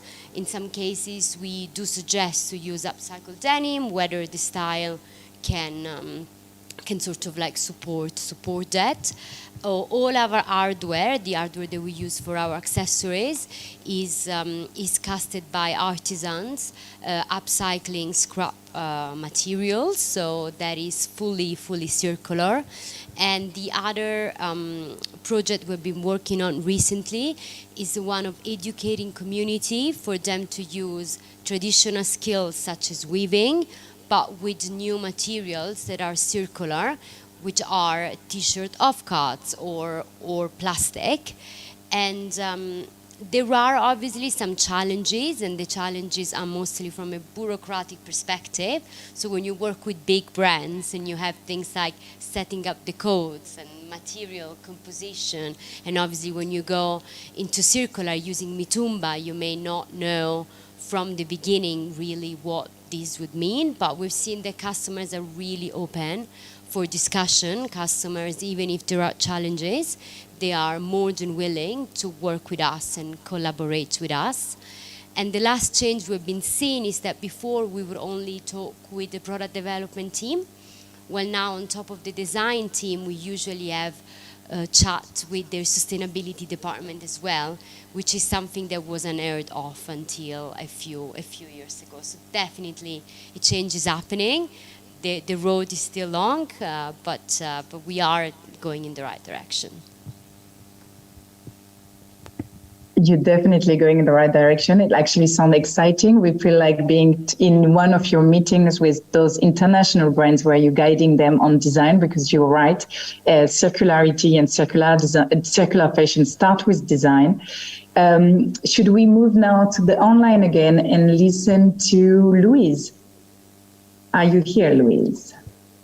I saw you before and I don't see, I see you. Sorry, hang on. I'm just trying to get my video started. Perfect. Okay. Yes. Hi. So I'm Louisa Samalata, the founder and designer behind my brand Hamaji. I think from a designer's perspective, you would like to to produce and design locally. So I think looking for opportunities where we can create within the country, within Africa, within East Africa, and specifically looking at creating your own textiles. So, going to creative traditional skills and using these in a more contemporary design, like and hand looming. The question is now to try and source more, the yarns that they use for the hand looming. It would be amazing if there was a place, if there was opportunity to source organic cotton, or I know cotton's not the most sustainable, but alternative fibers that you could source that are locally produced in an organic fashion for the hand looming, perhaps even silk, locally spun silk. I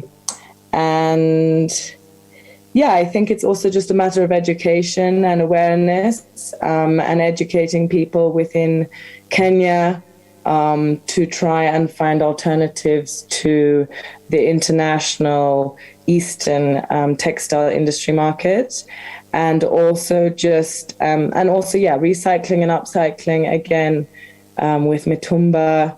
There's lots of opportunities to find ways of reusing the fabrics and then embellishing them in traditional ways with embroidery or beading. So really adding value to these recycled materials. Yeah. Thank you. No, that's great. Actually, you're touching upon every single topic, which is sourcing, which is fibers, which is recycling, which is education of consumers. There is so much to do, but it's great to hear that there are designers in the place. Let's maybe move again to, I see Christine Anne is connected. So we're going to keep online and then we'll move to you, Valerie, I promise. So Christine Anne, I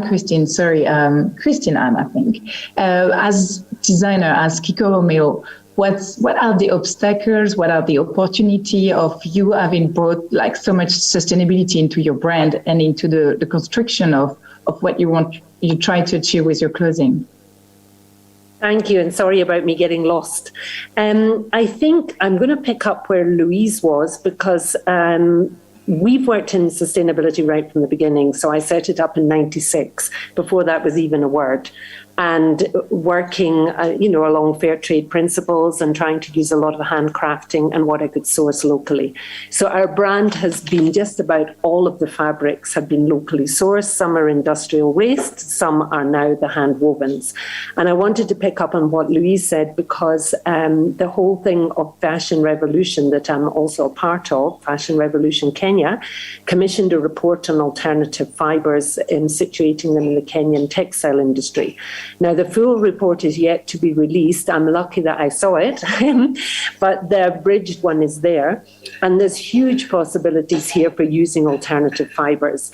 There's a lot of handloom weavers. Organic fibres are available. The thing is, they're not certified organic. So depending on which market you're selling into, that can be a problem. And yet certification is just not possible with the cost. And it's not possible for smallholder farmers to do that, also for the weavers to do it. So we've worked a lot with hand-spun cotton, which is all rain-fed. It's a rotational crop. So it's not, and because it's a rotational crop, it's not really damaging the environment because you mix it with other crops, which then replenish the soil. What else? The silk, we've always worked with silk from Mississippi. They started doing that in the late 90s, early 2000s. They started farming silk in Kenya with Indian technology and know-how. And there were a lot of farmers initially in the Kakamega area that were doing it. But of course, it's in many other parts of the country as well. But going back to what Louise was saying, there's a lack of variety of yarns. You basically work with what you can get.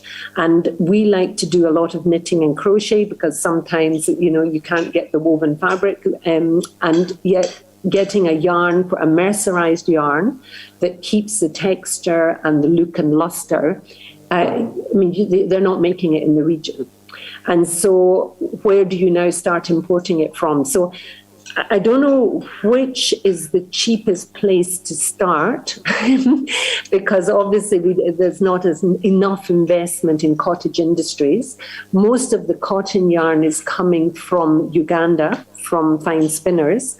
And that is, as far as I know, also rain-fed, machine-spun rain-fed, but they don't do mercerized.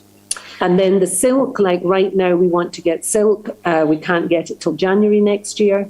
A lot of silk from, I think Lucy Lau isn't on the call, the Tosheka Textiles, a lot of the silk they're doing in Ukambani is being exported raw, and they're sending a lot to Japan. So I don't know where the discussion started. I've maybe said enough now, but yeah, that's what I can add. Actually, that's very interesting, and that's where we come back to the basis. It's actually how can you design in a circular and sustainable way if you can't get natural and circular and sustainable materials, which is actually a great problem. I have a comment on the site saying that organic cotton kapok have been indigenous to the coast and textile manufacturing as far as the 10th century. So Lisa, thank you for that very, very interesting sharing. We're gonna now give the stage, to Valerie, who's also gonna share experience from the ground. Hello, this is working. I'm Valerie Nyamoya. I run the brand called Afrivazi. I dress men. And today when I was coming here, I was having a conversation with my sister, and she was like, when you're going to talk about what you're going to talk about, talk about it in a way that people can relate. Because most times when you talk about it, of course there's the textile part and everything, but when you come down to the Kenyan fashion, there are a lot of things that work for us. For instance, how many, I'll say Kenyan ladies who are here, how many know tailors, know a tailor or two, by a show of hand? Yeah, and you know a tailor, your mom knows a tailor, your aunt knows a tailor. So by default, we always had our items made. So it was not about fast fashion. You go and have something tailor-made. When it gets spoiled, you go back to the tailor. So you come back a second, a third time, you bring a friend. Ladies, when you get married, you bring your husband, you bring your kids. So we've had the sort of circular economy in mind, in that you wear your clothes for a very long time before you can release it. And when you release it, you're probably giving it off to someone else. So in terms of sustainability, I'd say on a local level, I work from Makina Market in Kibera. So you find that a lot of tailors where I work. It's a government sort of market, and there are a number of them placed all over Nairobi that the government had built a while back. So you find a lot of tailors in particular spots where they work together. So you find these tailors, all of them have their own clients, meaning these people come in and have their items made. When the items get spoiled again, they come and have them repaired. So is there a way for us to highlight this and bring it on a level that other people can now emulate? Because then again, when you're talking about cutting down fashion, you're saying, when I come, when for instance you come as a client, I'm like, what do you need? What do you do? I'm going to design a closet just for you that will last you for a while. And when it's not working, it's not functioning anymore, can you come back to me and I'll repair it for you for a certain price? So in that way, we are cutting off fast fashion without necessarily like going to the details of is it sustainable. It doesn't ring to us, but it's something that we've been doing and we continue doing it. So I feel we have a lot that's behind the scene that we need to highlight more of and talk more of. How are we able to cut down on what people are doing? Fast fashion, Kenyans do buy, but not as much as the West or the European market. So when everyone is hyping about fast fashion, yes, we say it's there, but for us it's just like, okay, they're buying. And then now that the spotlight is on the African market, because then they're saying our industry is growing, it means then we'll probably want to go into that fast fashion direction. So are we going as an industry to continue doing what we are already doing and find better ways of improving on that, or are we going to now go to the way it's being done in other industries, and yet the industries are moving away from it?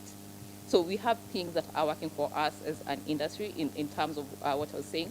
And then I'd give you an example of like my clients, my male clients. When a client comes in, the first time probably it would be, I need an outfit for a wedding. I'm going for a friend's wedding. They come a second time and then we sit down and then it's like, we need to do something for you. I know that I've done 2 collections between 2019 and now, and the collections were all people's wardrobe. I was like, I'm going to do a collection, and I want you to be my client. What do you need for your wardrobe? And then, you just talk to me, and I create something around that. It means I'm not just creating a collection that I'll put out and see people like. So once, in 2019, I worked with a group of 6 men. I created collections. It was 5 pieces for each man. And then we had a photo shoot, and I'm weirdly still selling the collection up to now. Someone sees the photos and they're like, I want that. I'm still selling those pieces. I didn't have to create a whole 1,000 pieces or 100 pieces for me to sell it. So are we able to get those things at work?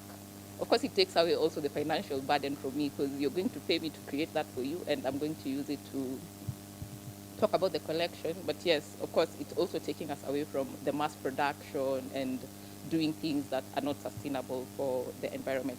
I'll also come down to, in terms of the ethical fashion, I'll talk about how people work in terms of payment of tailors and stuff like that. In 2020, when COVID hit, we all had to look at other ways of doing business. It wasn't business as usual. I've been very active online when I'm doing my fashion and other things. So when 2020 hit, people were working from home. No one was buying clothes anymore. You'll probably just have your shirt for your Zoom call and no one cares what you're wearing down. So no one was buying clothes. But I had a platform where I'd been talking about what I do. People needed masks at that time. Of course, the very first days, no one had given us a blueprint on what mask we need to make for it to be, to help with fighting the pandemic. I was like, we're going to make this mask. I work in a market with more than 500 tailors. I'm going to look for orders, and you're going to do the work. So it was about us coming together, and it's about we need to eat. We need to eat at the end of the day. We need to pay our bills. So at that time, we had to come together. My work was being online, and every tailor picked something they were strong in. We had tailors, of course, they can do the whole process, but there were tailors whose work was just to cut. We'd get 200 masks. Today I've gotten 200 masks. You're going to just do the cutting. Someone else will just get the elastic and cut the lining. And we did work.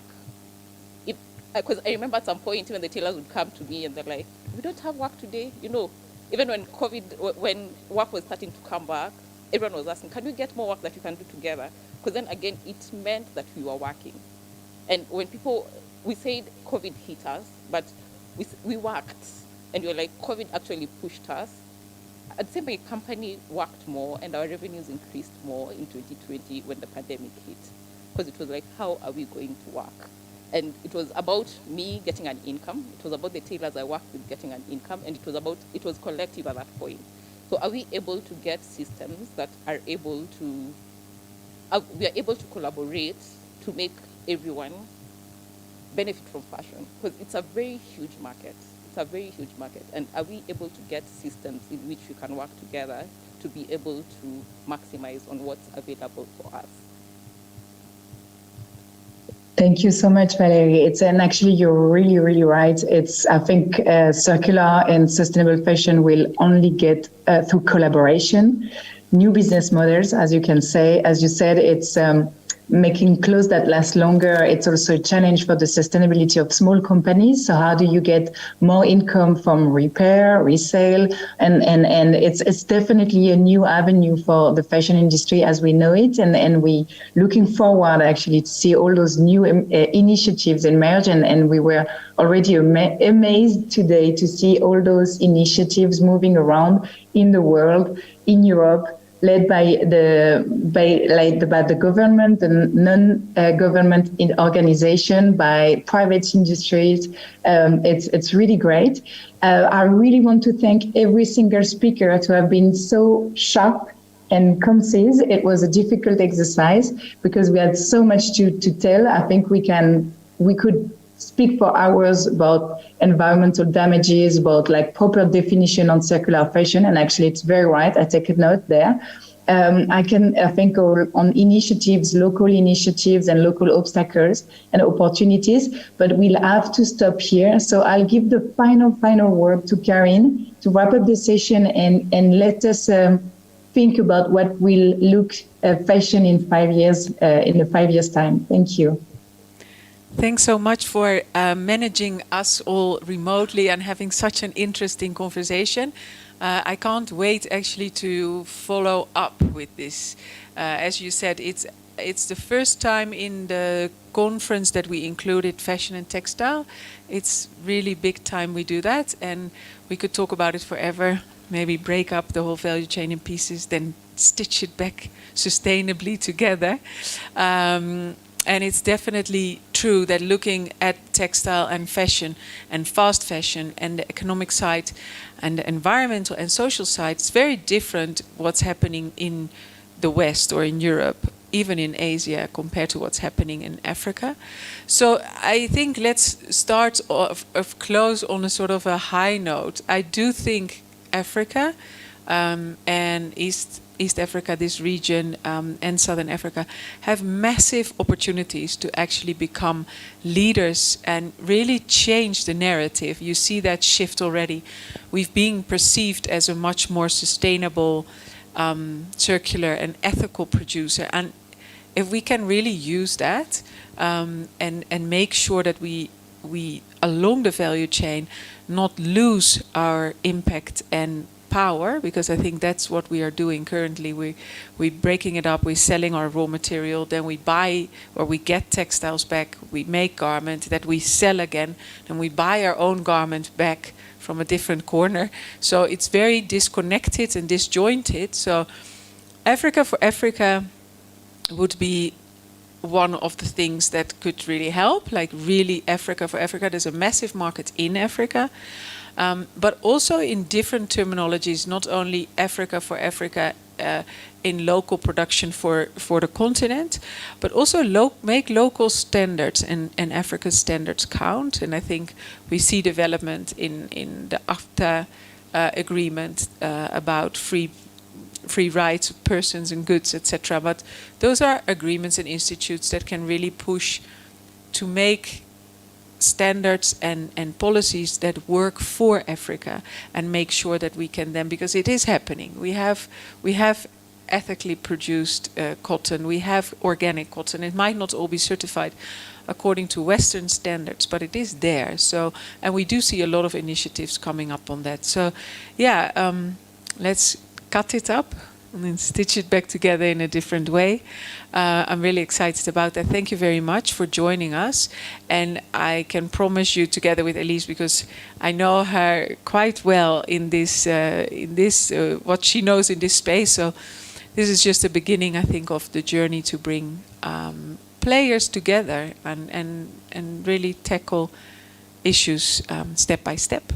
So super thanks for all your insights, all very relevant, and they give a really sketch of the full picture, a full landscape of what's going on. So I really appreciate. For the session here after, now I'm back to my logistic self, we have plastic. We talk about unpacking the plastic problem, where we not only talk about the problem, because that we have acknowledged, but what we're working on now. So that's on EPR. In the other room where we came from, so the plenary session room, ballroom, we have a session on renewable energy. So if you feel like renewable energy, you go back to that site. On the way, you can grab a coffee. You're not allowed to stay too long, but I'm sure you can grab something on the way. And then if you feel like joining for plastics, then you stay with this group. That's it. Thank you very much.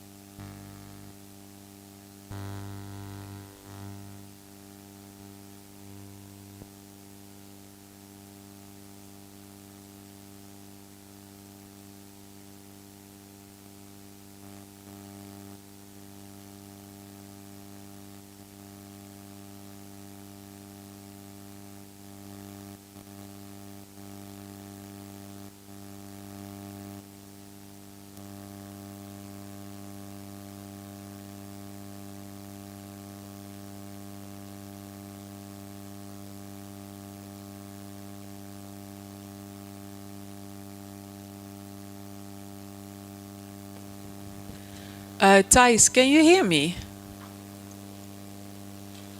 Can the Yes, online everyone welcome. Everyone online can hear us. Sorry if we it's still a challenge to ensure that hybrid works and people are people, so and technique is technique. So we bought 5 minutes of your time. Sorry for that. And I think we can start. Yes, thank you all for joining. Can you make the speakers, the one who's going to speak, you will highlight them instead of the whole screen, right? Okay. So welcome to the session where we say we are going to unpack the plastic issue. And the whole conference is always about looking what we want to achieve and where we are now and where we want to move towards. So we're not going to endlessly look back in what we know the mess we've created, but we also are working on solutions to solve that, whether it's through redesign, innovation, circulation, or elimination, and making different choices. We are slowly unpacking the menace, and therefore we want to highlight what is actually enabling us to move faster towards a circular economy for plastics. And in the room today we have Lieselot and Alex. Alex is WWF, and Lieselot is actually you're actually an alternative for packaged water, but you're also providing clean drinking water. So it's a double win. And that's often very nice in a circular economy, that a solution not only provides one solution, but it actually tackles multiple solutions. So you solve waste and you solve access to an essential good, for instance. So we have in the following order, Thijs from the Ellen MacArthur Foundation. She will kick off, as I asked her to provide us a bit with the global insights and global development on the transition to a circular economy for plastics. So she will start off today, and then thereafter we will have Lauren, and then we go back to the physical space. Thank you. Welcome, Thijs. Thank you. Can you hear me well? Very well. Okay, perfect. Thank you so much for the invitation. I really wish I could be there. I think this day will come when I can be in person in Kenya. But I'm super happy to join virtually while this is not possible. So I'm happy to share a little bit of the thinking of the perspective that we are having at the moment at EMF. From this global perspective on the trajectory towards a circular economy for plastics. And I think we are in a very important moment because of two things. One is the global commitment was launched in 2018 and the targets are set to 2025. So we are very much halfway when it comes to the commitment that the global members of the global commitment set their targets. So I think it's a really important moment to step back and look at the quantitative data that we have and look forward to which progress was made, but also where we do have to accelerate. And we are also in a very, I think, really once in a generation moment when it comes to policy development of plastic packaging. As we will have the negotiations for a global treaty for plastic pollution. So we are in, I think it's a very good moment to have this conversation. So I'm happy to share a few thoughts, and I'm happy to have a conversation after that. So as I said, I work at EMF for the past 2 years. I work in the plastic spec team, and so I've been following what's happening in different countries. But from a global perspective, our signatories, they represent more than 20% of the global plastics packaging production that happens in the market. So it's a very good picture of what's happening in the past 4 years. We are now approaching our 4th Global Commitment Report. It is not published yet. It's going to be published in the 2nd of November, but I can share with you already some of the main reflections that we're having with the progress over those 4 years. And before going to the challenges, I just want to mention that what we have been seeing globally is that the circular economy concept is fully known, like it's globally known. It's not a new concept anymore. It's in regulations. It's in businesses and industry their own commitments. So it is a widespread concept already. And this is not only happening globally, but there is a growing number of these national initiatives like the Plastics Pact, but not only Plastics Pact. We have been seeing different kinds of stakeholders collaborating on a national level, working together to accelerate the transition. So I think the momentum has grown a lot. And the Kenya Pact is a great example of this collaboration that is acting locally, but very much aligned on this global vision. And so we are happy to see that this global vision is being pursued through ambitious targets, but adapted to the local reality. And as I was saying, although in Kenya we are talking about 2030 targets, because the pact is just 1 year old, it's a recent one.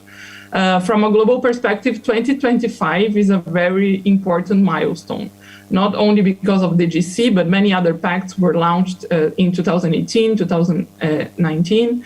And we have been collecting data for these past 4 years. And I think the key message I want to share with you at the moment is, while there has been strong progress made in some areas, especially when we are talking about the use of recycled content, this market has matured a lot. We do have some key targets that we are expecting at the moment to be missed by 2025. And it's the first time that we are talking about it, but we have to deal with the reality. We are talking about the data that we have been collecting, and we have to act based on this fact. So this prospect, it reinforces the urgency for businesses to accelerate action, particularly around reuse, flexible packaging, and decoupling the business growth from packaging use. These are the 3 areas that now going more in a granular action plan. This is where we expect to see action from businesses. And there is another point that we want to reinforce, things that it's not something new, but we want to reinforce is the urgency of accelerating new policies. So we understand that voluntary action is not enough. It's really important, but it's not enough. So urgent and significant acceleration of policy efforts is really necessary if we want to accelerate this transition. And when we talk about policy, we can be talking about on a domestic level, of course, but now with the global treaty being negotiated, there is a once-in-a-lifetime opportunity to start tackling the plastic pollution crisis in a global and coordinated way. So again, it's a really, I think, special moment for the thinking of which are these new policies that can allow the transition to a circular economy to happen. And just to mention a few opportunities in terms of domestic policies that we are seeing as crucial or very opportunistic. One is to stimulate reuse. So we see policy, when we talk about waste policy, usually we are talking very much about downstream, right? Even when we talk about EPRs, I'm getting there, but it's very common that we are talking mainly about collection and recycling. And we really want to use this moment to to talk also about upstream policies. So to stimulate reuse, policy can accelerate the adoption of reuse models to unlock the reuse barriers, especially when shared infrastructure is required. So for example, having reuse targets or mandates for specific applications or mandatory deposit schemes, there are ways where policy can unlock reuse barriers because we have been seeing many reuse pilots being implemented, but it's really, really hard to scale them up. When we are talking about the second challenge that I mentioned, which is flexible packaging, and especially in emerging economies where we know that flexibles have a role of allowing products to be accessible, it's very challenging to find alternatives for flexible packaging. So this is, again, where regulatory interventions, including integrated policy packages, such as a combination of subsidies for reusable packaging or even bans for sachets for specific applications. This is another area of where we see that policy can unlock the challenges that industry is facing right now. And finally, talking about EPR, which I know it's a reality already happening in Kenya and in many other countries. To make recycling infrastructure and economic works, mandatory EPR schemes are really crucial. And EMF has launched a paper on that last year, which shows that most of the EPR regulations are in global north countries. However, there are many countries like South Africa, Chile, Kenya that are developing their own EPRs adapted to a different reality. So it's not the same. EPR can be designed in different ways, but it's very we are optimistic to see this type of regulation being replicated in many countries. And then just to finalize my introduction, I want to mention again the Global Treaty. The Global Treaty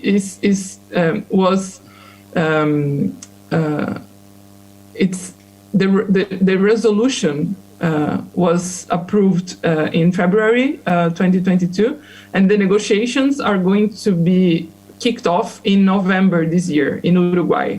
So the expectation is that there will be a number of negotiation meetings between now and 2024.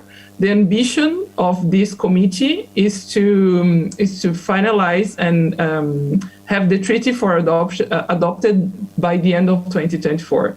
And as far as I understand, it's a really ambitious timeline, but this is what everybody is expecting. And I'm happy to talk more about it, but we together, EMF together with WWF, we are working together and coordinating a business coalition, which means that we launched the business coalition last month with 80 organizations, financial organizations, businesses, and also international NGOs who are supporting an ambitious treaty.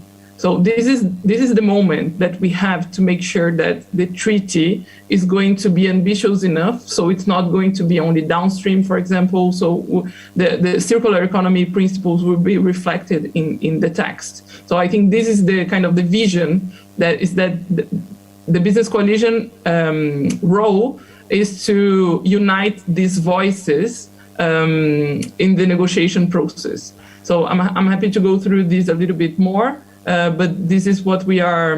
This is one of the fronts that we are working with, and we are keen to engage the pacts as well once the negotiations start, to not only have this role on engaging globally, but also using the pacts as a sounding board and like building this conversation on national levels as well, not only globally. So I'll pause here now. I think I spoke a lot. Thanks, Thijs. Yeah, but you have a lot to share. So there's a lot of knowledge and on different levels, and there's a lot happening, what you're saying in this space. It's a great momentum where the Global Pact, but also the UN Global Treaty for Plastic Pollution. It all happened, and there's more happening also on the ground. So I think those developments, they resonate well with the needs of local context, and that's why I think we are able to have a Kenyan Plastic Pact in this country, as well as in South Africa. So just because we have a few more speakers, so I just do one question to you, and then I'm going to Lauren. So if you, because you have sort of pulled in the net and look at your first harvest on targets and objectives, and taking into consideration the positive developments on global policy level, if you look critically, is there anything you now want to, what you say we need to focus more on? You already mentioned a lot of conversation around circularity for plastics starts always on the end of the story, like where we have the waste, and that's we need to move it up. We need to move it up to design and to make different choices for packaging. So we need to look at upstream activities, which is basically the virgin materials, and then the manufacturing of plastics, and then you have the downstream activities. But is there anything in a roadmap or in the approach, the strategy of what you say, based on what we know now and where it's going well and where development's not going so well, what do we need to focus on, or is there something we need to change in our strategy? Yeah, that's a great question, I think, because let's take advantage on what has been learned so we can accelerate. I would say that on those two topics that I mentioned, flexibles and reuse, we are not talking only about those challenges on this high level, like flexibles are a challenge, reuse is a challenge.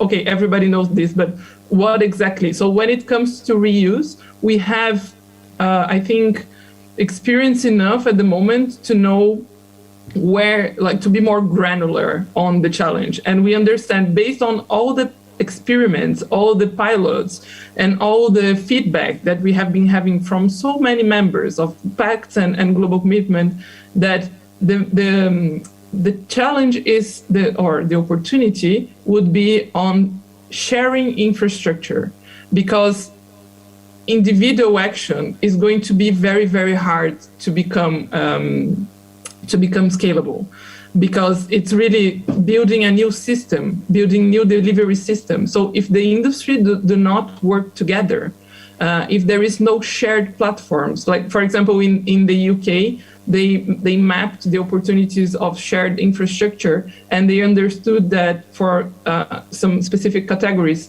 sharing the infrastructure of washing packaging when it's reused, when it's in the loop of being reused, would make things much more efficient, would make things much cheaper, and this is where they are looking to collaborate. So much more specific than talking about the challenge that is so big.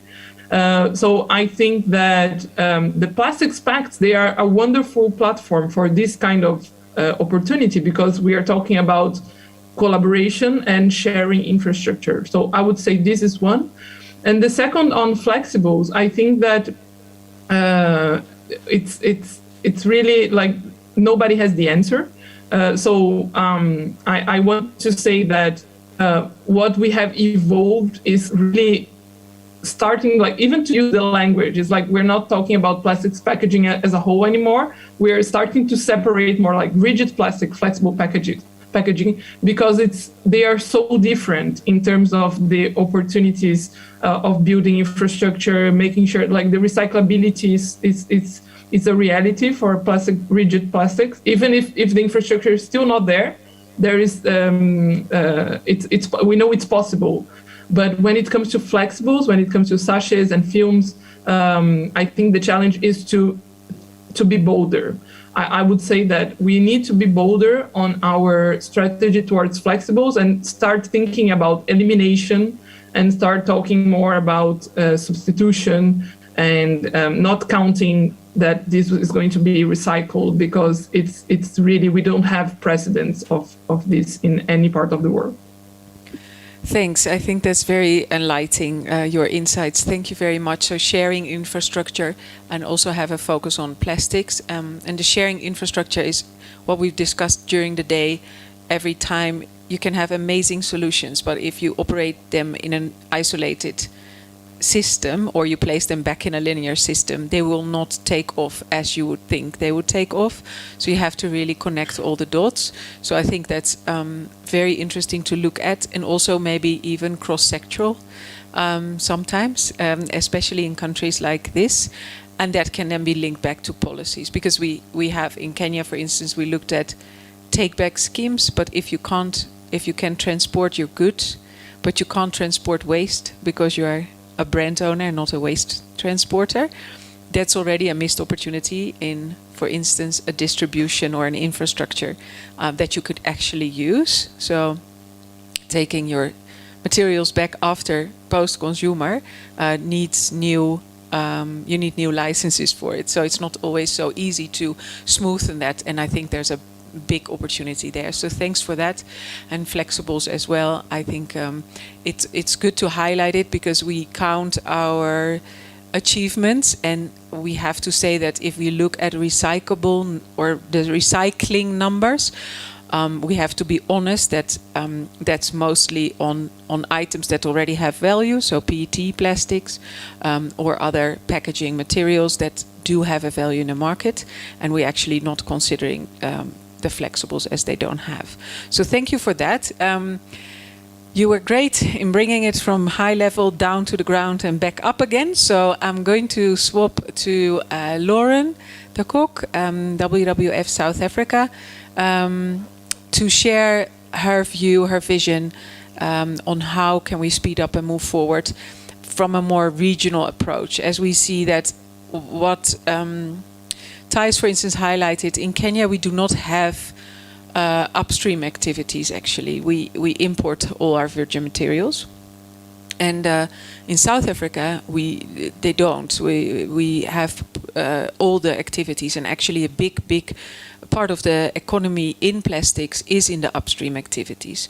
So that has also consequences for moving to a transition or transitioning to a circular economy, because in Kenya you transition to less use of virgin materials wouldn't impact our workforce, because we don't have a workforce in that space. But it would take a lot of jobs away in South Africa, and it will take time to actually transition and create the new jobs. So, but then South Africa is very ahead in recycling actually, and the recycling percentages, and even close the loop, and then we can maybe exchange knowledge and the technologies from each other. So we see that there's a lot of opportunity in the regional space. So I would love to invite Lauren to share her light on that. Where can we make use of our regional forces? Thank you. Thank you very much. Also very excited to be here and to talk about experiences and to share knowledge. I've definitely learned a lot from Thijs's talk. And true, our economies are different. Every country in Africa has a different, sector that they are strong in. For example, South Africa, we manufacture a lot of the virgin resin to manufacture packaging and other plastic products. However, we also import a great deal of virgin plastics. So I think that highlights the trade opportunities that we have on the continent. And again, this is an opportunity where we have the African Continental Free Trade Agreement, because a great deal of trade takes place not only in the resin, virgin resin, but also recycled resin, but also the import and the export of the waste. And we know that with plastic production and consumption rising globally, but also in Africa because of rising urbanization and income levels, we would really need to consider how to protect our continent from not being a dumping ground, number one, for for plastic waste, but also being clever in the way we trade goods and raw materials. So I definitely agree that there is the space to collaborate on that. I also agree that not only from a national perspective, but also from a regional perspective, we need to have stronger coordination and collaboration. And I mean, we know about the African Ministerial Conference on the Environment and their statement, their really strong statement and resolution on addressing plastic pollution leading up to UNEA 5.2 in February, March. We also have the African Union Plastic Pollution Initiative, which is led by Agenda 2063. And these regional conventions, and I'm sure there are many others, can really help shape what the continent can do and what provisions need to be put in place to enable this circular plastic trade, but also influence and enable what happens at a countrywide level. There has been mention of voluntary initiatives, and we know of the African Circular Economy Alliance, which was established by Nigeria, Rwanda, and South Africa. And this has a focus on economic growth and jobs, which is also coupled with the positive environmental outcomes. And WWF, we did a study on the economic case for the circular economy, not only in South Africa but also for Kenya and Cote d'Ivoire. And as Karin mentioned, we found that with this transition to circularity, and it's not only to do with end-of-life collection, recycling, as well as the informal sector, the informal waste sector, which has a really strong presence on the continent in most African cities.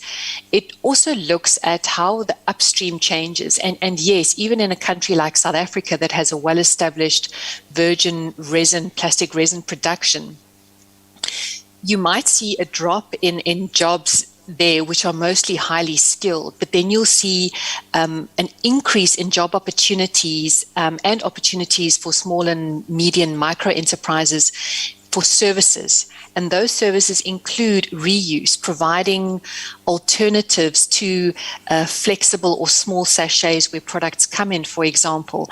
And we're seeing pockets of these innovations in South Africa, and I'm sure in Kenya we're seeing them as well, where we have still small-scale reuse and refill, and even water stations where we can take our own reusable containers in large retail facilities, etc.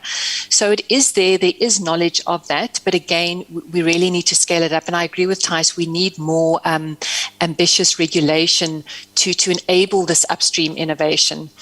EPR, we do have an EPR regulation in South Africa. We've had voluntary EPR since the early 2000s. But we definitely see the benefits of having a mandatory EPR in place now. It will take some time for the industry to get into the requirements and start delivering on the targets with regards to collection and recycling. And yes, we do have a relatively well-established recycling sector in South Africa, but again, there is a lot of room for improvement. We need infrastructure, we need collection systems, we need investment from the private sector, and it is hoped that with this mandatory EPR, it will unlock that. But again, we also need to look at upstream policy interventions. And if you look at the global treaty and if you look at the AMSIN resolution, it's really key that there are policy interventions at every stage of the life cycle of plastics, from plastics resin production and imports to usage, and then obviously to end-of-life activities. You cannot look at it as an isolated part of the life cycle. There needs to be interventions from policy, but also private sector along all of these in order for us to see this transition that we require. So yes, there are lots of opportunities. And we require this multi-stakeholder intervention and coordinated action. Just something about the private sector as well. We see this collaboration, but we definitely need to create more of a critical mass, because what we're seeing in South Africa now is the membership of these voluntary platforms, they're not growing at the rate that we'd like to see them grow. We're not really seeing the urgency at this stage.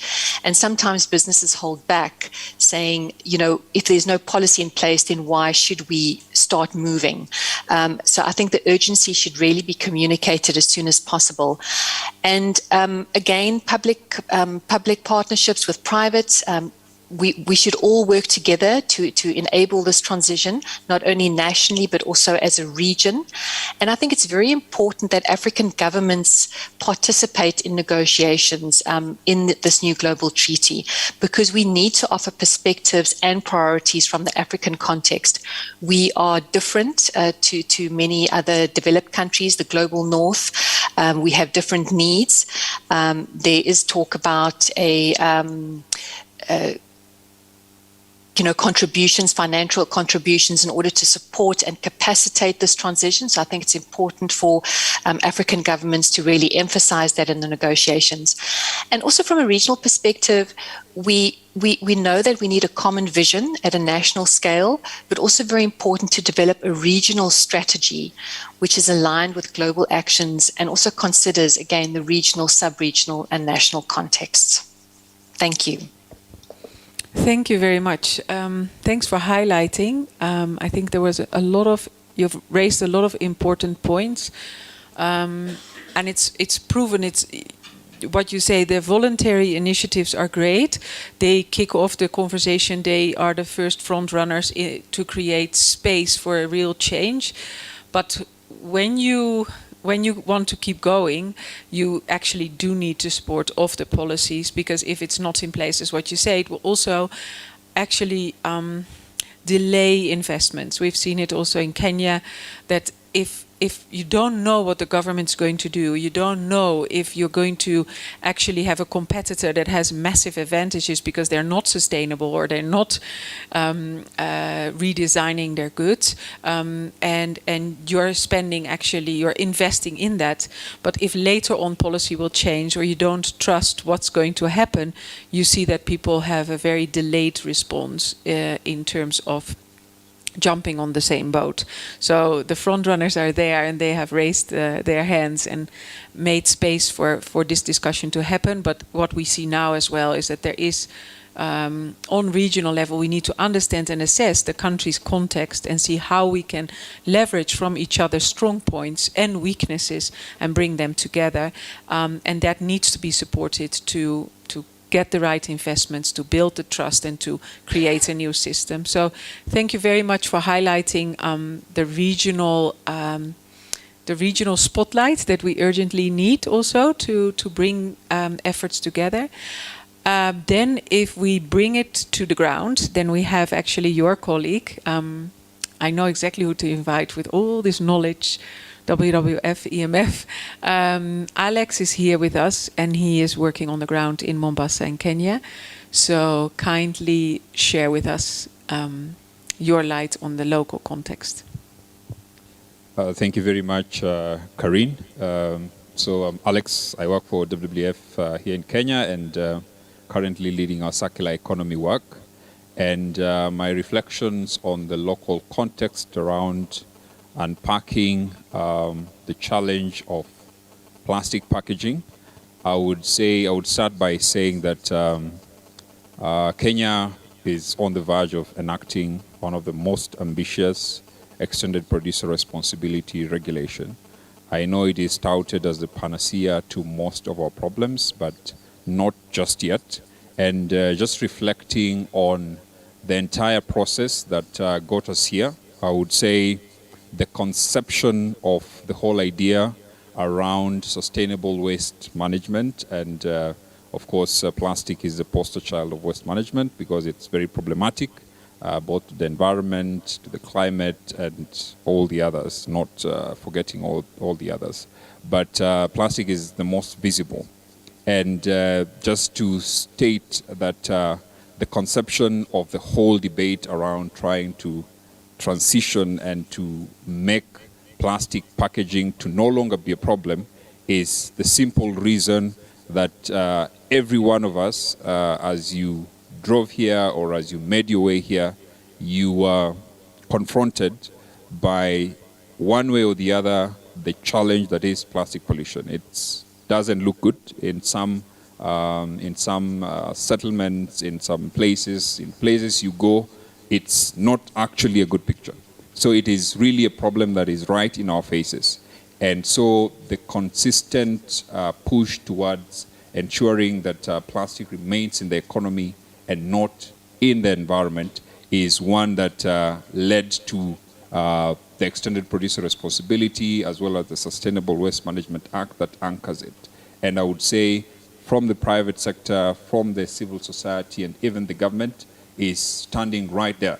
If you think about the ban, if you think about the single-use ban in most of the protected areas and things like that. Now, the next aspect is usually where the rubber meets the road, and this is the enactment and also now the midwifing of the beautiful acts into place. I know we've had Environmental Management Act from 1999. It was changed in 2015. It's done a good job, but it has run its course. That's why we now have the Sustainable Waste Management Act of 2022 that was just enacted by the President. Now, the beauty of it is already there. However, there is the whole cliche, and we do not want to fall back to it, that we usually say here in Kenya that we have some of the best policies, but they are gathering dust on the shelves. We do not want this particular one to end up there. And how we ensure that there is momentum towards ensuring that this problem that is really staring us in the face and the challenges and the impact we are really feeling it does not continue to be the problem that we continue to experience, is that we would need to fast track implementation of this act and also to get it up and running. And that is where we have the whole issue around the early adopters and the laggards. The act is already there. It has a mandate within 1 year of enactment from July to another 1 year, that is July next year, for counties to actually be able to have enacted sustainable waste management bills in all the 47 counties to be in compliant with this new bill. And once EPR also comes, then they will need to be compliant with it. Now, at this stage is usually where it starts to get interesting, because a lot of time is usually either deliberately or by default or by design is lost. So that beautiful act, very good pronouncements, but somehow there is some resistance, there is some difficulty, there is some issue here and there. And as WWF, we would not want the act, the EPR, to suffer the same fate. So we are trying to work with both the national government and the UN Environment and other partners to ensure that a model act that can easily be adopted by the counties is quickly in place. Because out of the 47 counties that we have in Kenya, less than 5 have actually enacted Sustainable Waste Management Act. And according to our Constitution 2010, it is a devolved function. So years after devolution, years after that role was designated to most counties, it is still yet to be enacted. And now we have actually a new act that requires them that within a year, they need to be in compliance. So if we leave it, if constitutionally, it's taken from 2010 up to now, 2022, some have actually not enacted the act. Now we have an act that requires them to be in compliance within a year. So it's equally a tall order, but given the momentum, given the excitement that is in the room, is on the streets of Kenya, it's across the world, the global treaty and things, we feel the momentum is good, and we will be supporting that model act so that counties can easily pick tenets from it and enact it in their counties, and then now implementation continues. So other than that policy front that I believe we are doing a fantastic job around it, the rubber meets the road at implementation. we do not want to belabor the point around financing. The greatest challenge in plastic packaging management at the end of life, or solid waste management generally, is the fact that it is greatly underfunded. And if it is greatly underfunded, then it's not prioritized. And the net effect is we see a lot of that problem confronting us every day. But not all hope is lost. With all this momentum, with the policy side, we have also seen that business is taking lead. And the key thing that I think is a challenge to all of us, and it has been reflected in the morning session, is that our businesses need to stop selling to us convenience. Or better yet, as consumers, we have to reject convenience. Because ultimately, if you look at packaging, all we are looking for is the product. All we are looking for is the water. All we are looking for is the shampoo. All we are looking for is the toothpaste. You're not looking for the packaging. If you think about, for example, what my colleague here, and she'll talk about a product. We need water to drink. And we can move around and get the water through, for example, the solution that is offering. And just by that stroke of genius, we have eliminated thousands, if not millions, if not billions, of single-use plastic bottles, for example, by adopting the reuse model. So in terms of the targets and the ambition, the problem that plastic packaging has brought to us is huge. We need to measure our ambition to the extent of the problem. If we continue on business as usual, for example, or we start thinking about, we say, cosmetic solutions to the problem, then we might be here for a very long time. So with the same gusto that we adopted all these single-use items that are now bringing problems to us, we need the same gusto to confront it, and it would be through the robust policies, it will be through reuse models, it would be through not just downstream. We cannot, like Lorraine once said when we were in South Africa for a conference, we cannot recycle ourselves out of the mess that we are in. We need to rethink upstream interventions on how we are actually going to ensure that plastic does not end up in the economy, but it remains in the environment. Thank you very much. Thank you very much for all those insights. Gosh, how to summarize everything you said in very brief terms. I think one question I had, or what I see is happening, and maybe you can see whether you expect that to come up, because we've moved very fast. We have a long way to go, and yes, the recycling is by far not up to speed, and we can't recycle ourselves out of the menace, not only because we are not even recycling everything we have currently, but we're also going to estimate producing double this amount. So we haven't caught up with the current situation, let alone what we're facing. There's two things actually.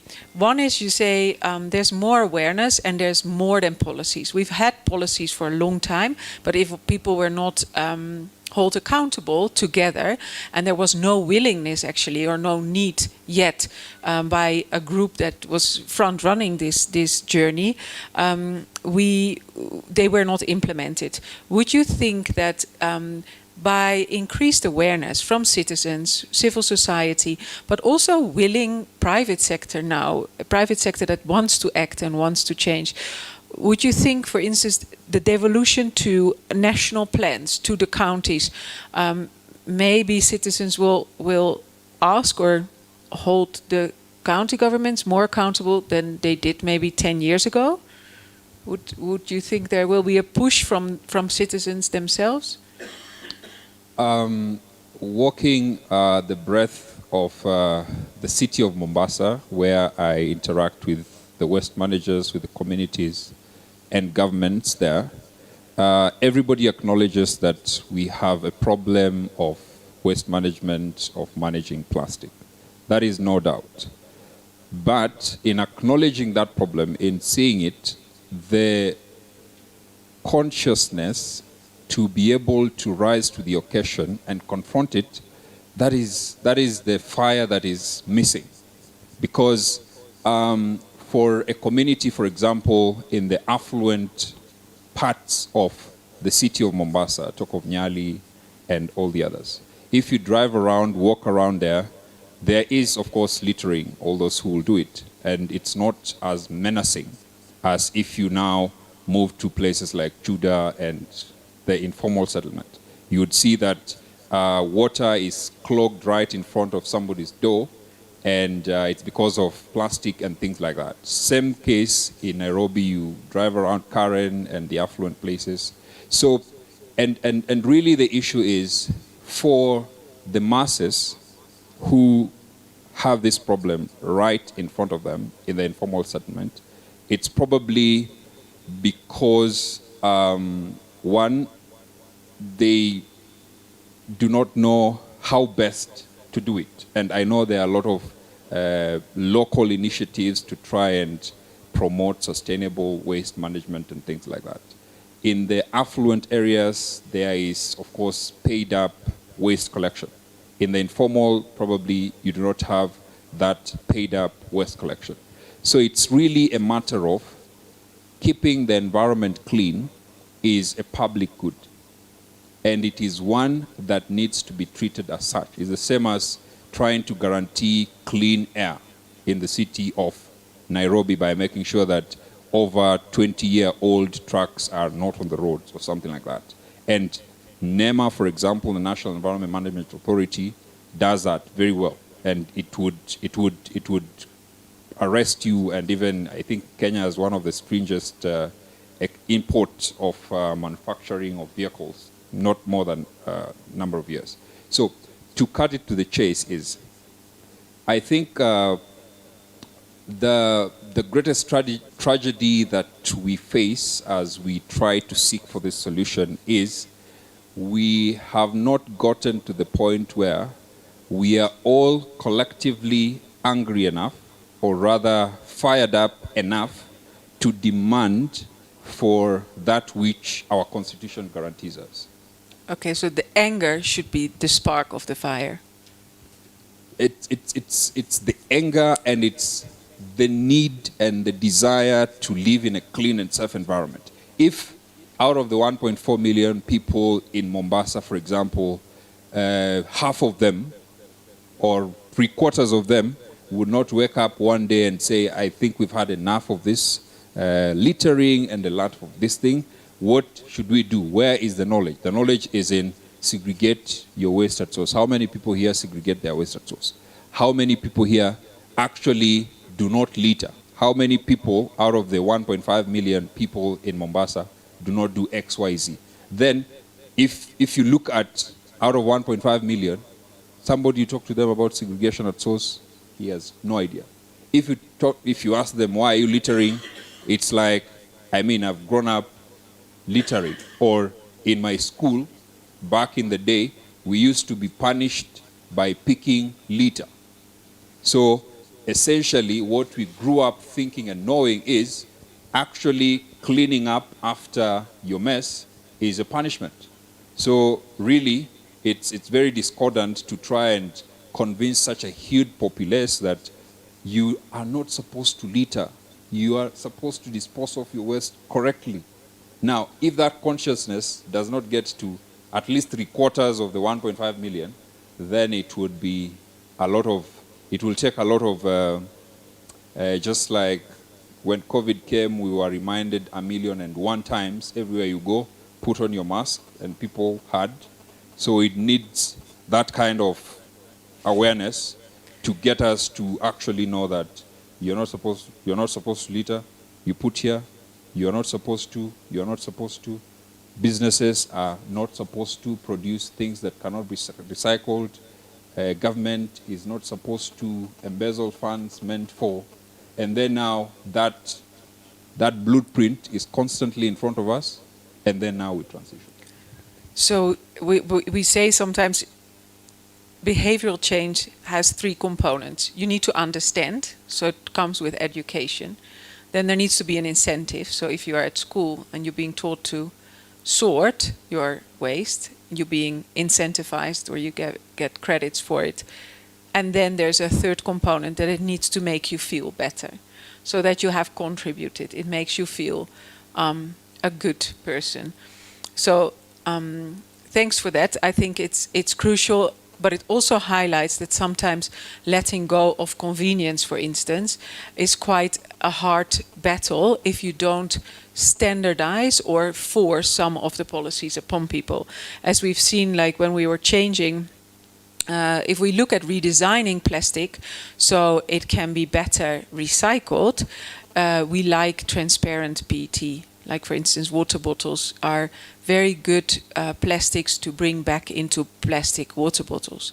Now, if you do that with milk and you're the only company doing that, we've seen in Kenya that citizens won't buy your milk because they can see the milk, which is white, but they want it in a white plastic. I think that's one of those aspects where you say, listen, it needs to just be changed, and you then change your behavior because everyone is now using transparent bottles for their milk. So everyone has to show their milk product that they sell to the consumers, and there's no option. And we saw that working well for the plastic bag ban, I think, where everyone thought they couldn't live without 10 bags per shopping session, and now everyone brings their own bag, and so it's a choice to bring your own or to buy a bag while you're there. So it takes a bit of collective consciousness and collective action and a push to get there. But thanks for your highlights, and let us be the fire and the spark to really move forward. Then Lieselot, thanks for being here. I would like to give you the floor because you're actually not only giving the local context, but you're an actor in this space. So kindly share with us. You can have mic. Oh, thank you. I also prepared some slides, but I'm not sure if... Hey, there they are. No, not this one. Another presentation. But this one is also fine. But I had also a slide about plastics.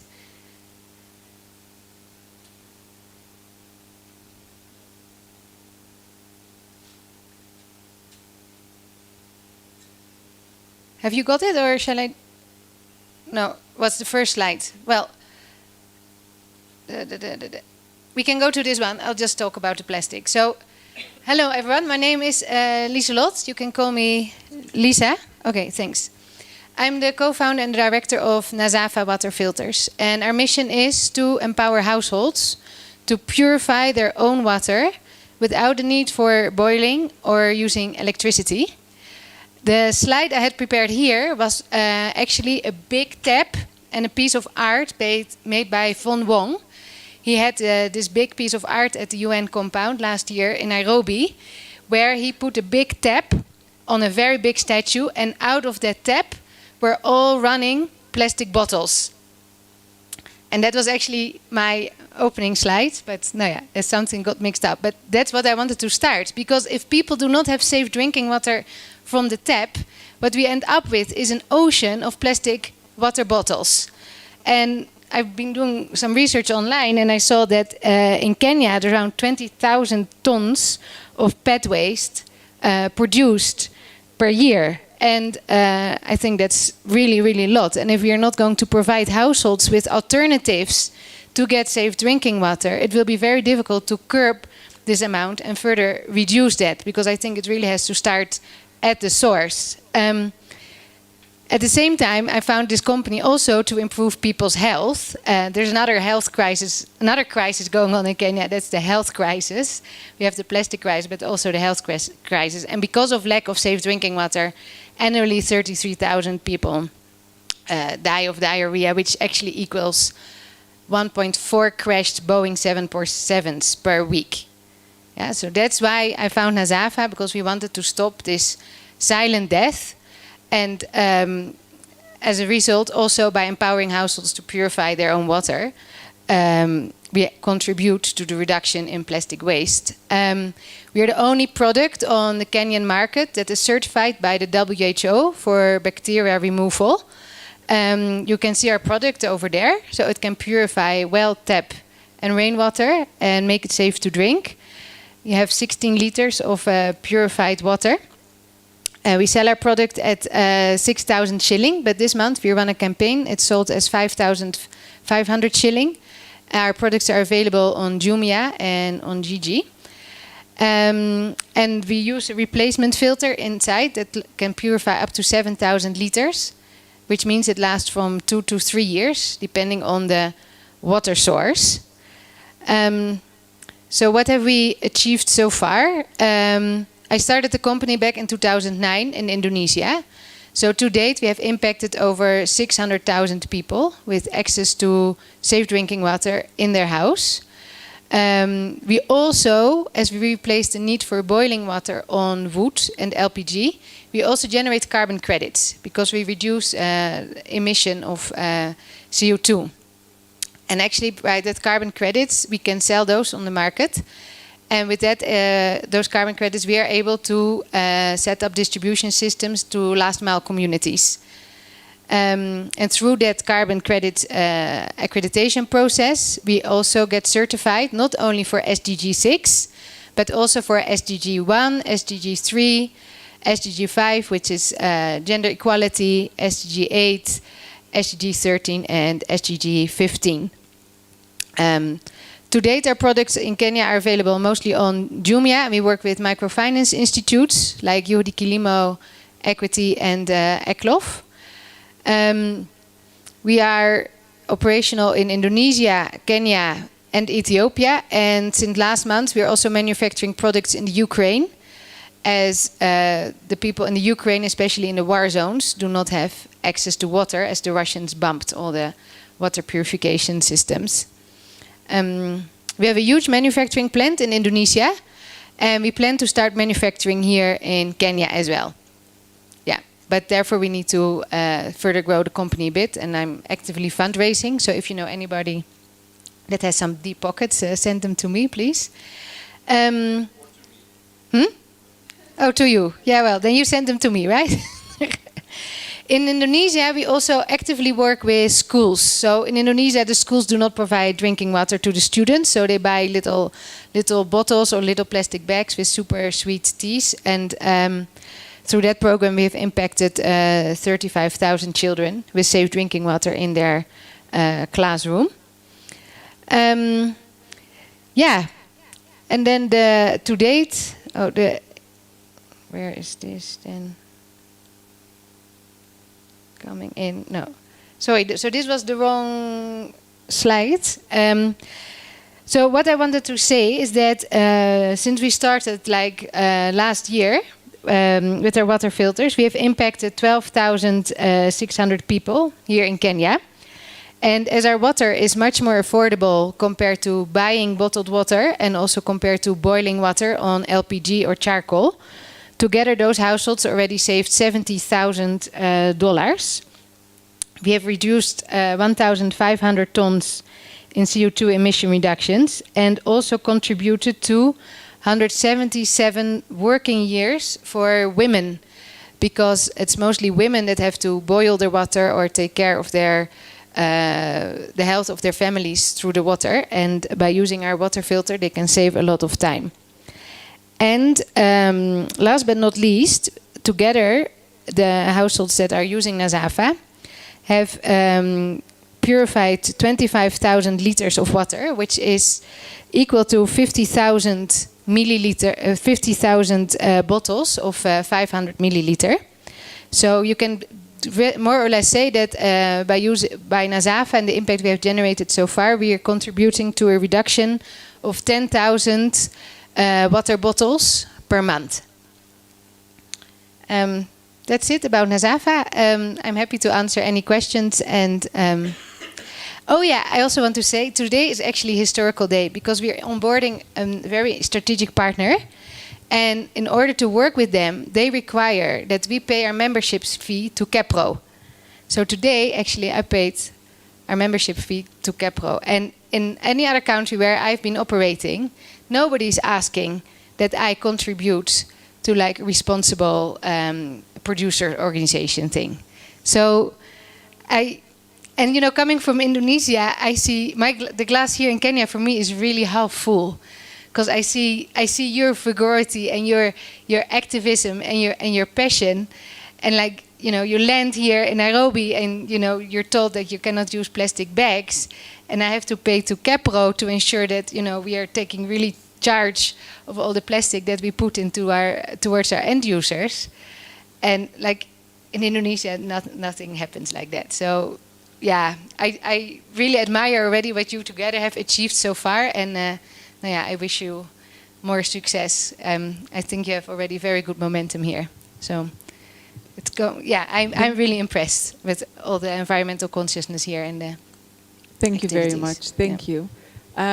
Is there any question from online which I can't see?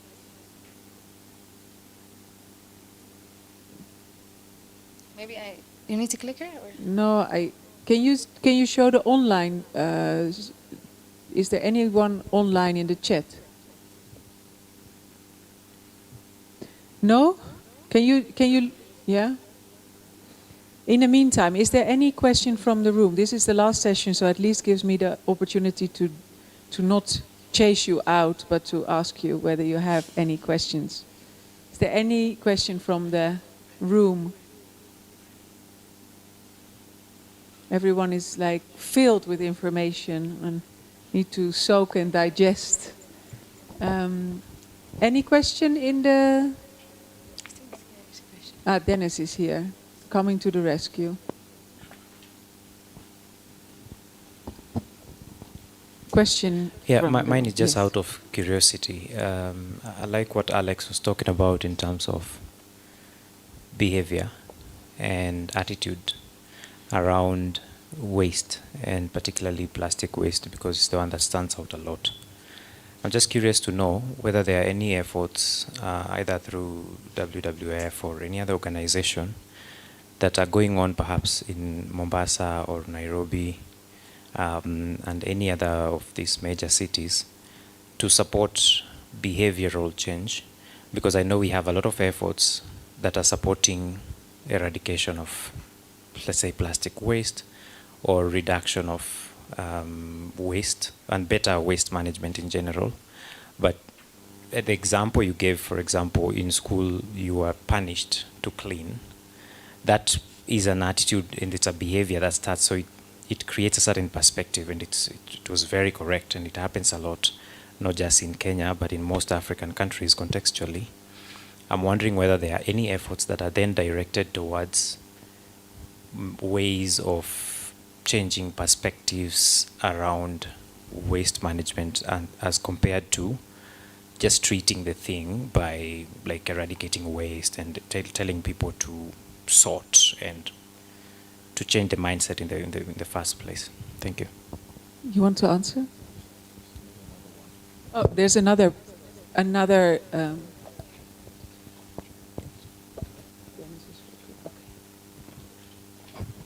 Yeah, thank you so much. I'm Zablon, the founder of Plug in Kenya, and my concern is on regards to waste pickers, because for the long time in the previous presentation it was alluded that they've been neglected for quite a long time, and very little attention has been given. So as we even move towards adoption of the new policies and everything, my greatest concern will be in relation to the issues of health, and also how can they get an insurance health out of all this EPR model. Does it encompass such kind of scenarios, and if there is, probably you can share. And also the second important thing, that they actually collect the waste, but again most of whatever they accrue at the end of the day is being spent probably to buy food. So even as we move forward, so that we also help them to save on the little which they are earning on a daily basis, and again, how can that be put in a framework whereby there's that saving culture, so that at the end of the day, apart from them consuming that which they earn, there's also a particular amount that they're saving for posterity. Thank you.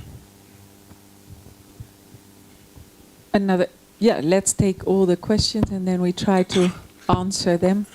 Thank you very much. I think you've had a very interesting presentation. My name is Joseph Nyongesa. I come from Institute of Packaging Professionals. I've been developing packaging for many years. So I'm very keen on this kind of conversations. And maybe just to put it a little bit in perspective, I've converted a lot of packaging from metal to plastics, from glass to plastics, from paper to plastics. And one of the reasons or the drivers, especially in this region, because packaging was invented to contain products, protect and preserve them from the point of production to the point of consumption, and also do it cost effectively. Over the years, as I've developed packaging, the milk, sugar, tea, everywhere, I have seen one of the key drivers, of course, is the functionality is important. The packaging must protect what it sells and sell what it protects. And over the years, we have found that plastics provide very good protection and cost effectively. Of course, there are some conveniences.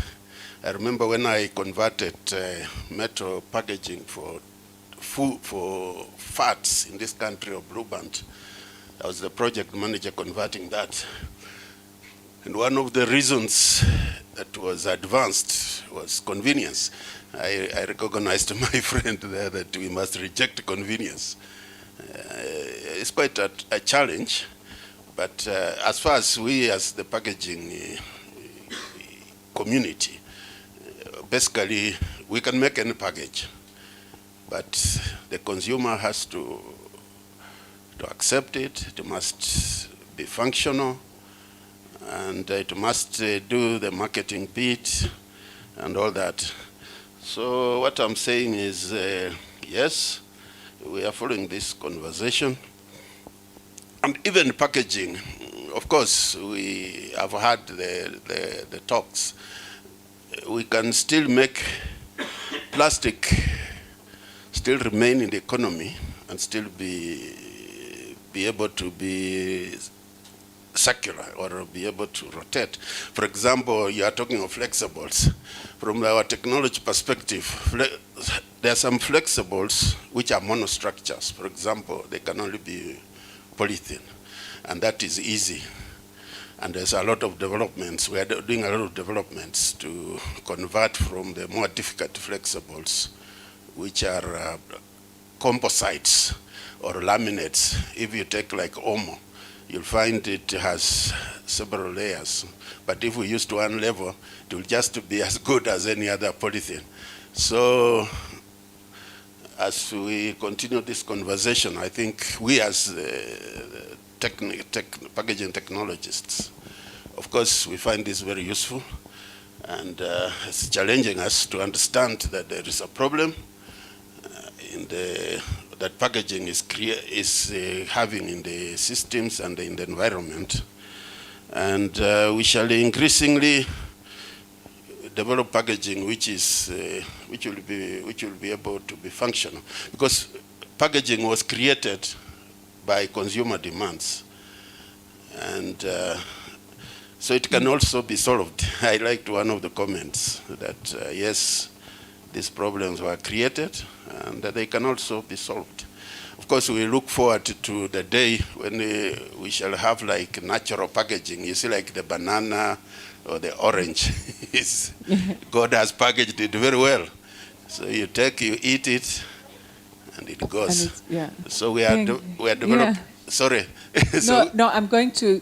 I think I need to firstly thank you, Okay, and you sir. should have been a speaker as well. From the packaging, it's very important to have producers on stage.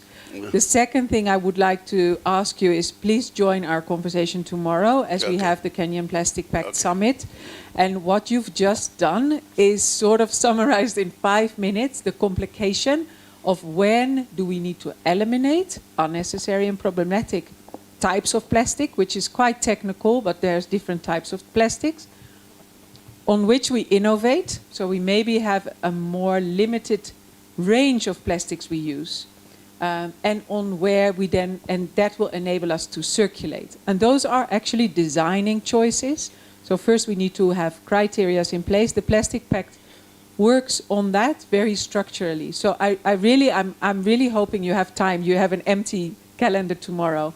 Please join us tomorrow, because this is exactly where we have designed a roadmap for circularity for plastic packaging in Kenya, and we're looking at the Kenyan context. And we're looking for you. So please come to that conversation to enable us to dive a bit deeper and technically deeper than we do in this session. But if I can then glue that to the situation, because all those steps you're mentioning, what do you consider unnecessary and unnecessary because it's just for convenience? And what is actually necessary plastic packaging? But it is problematic, because then you deal with it in a different way. If it's necessary but it's problematic, we need to make a different plastic choice or choose an alternative, but we still need the packaging because we consider it not unnecessary. And that we can innovate on collectively and make sure that we circulate. If we do that, I can maybe reflect on the previous question on informal and formal or informal waste pickers. If we improve our quality of plastic packaging that we are not using anymore, so we want to collect it, if we improve on that and we uniform our choices, waste pickers will have a better chance to collect valuable materials because there are no non-valuables to collect. And we can increase the recycling because we have chosen our plastics based on whether they are recyclable in Kenya. So it will improve also the collector space.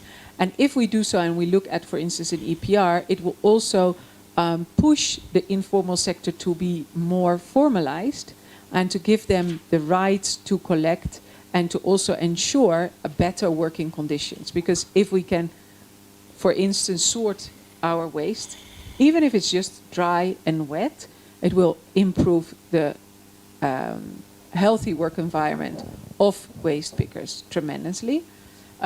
So those are all things that are linked together. And I think the last thing, I think there's a lot of initiatives that drive behavioral change. But what we see as well is that there's no point of telling people to stop littering if you don't do that from a role model perspective and if there's no infrastructure in place. Because if there's no dustbin, we have seen it with initiatives where we say you can collect plastics and we put dustbins up. Now, people are very happy to not litter and they're very happy to dispose responsibly in the dustbin. But if it's only collecting one waste, then my problem is not sorted. And you see that people are happy to use the dustbin, but for all the waste they have.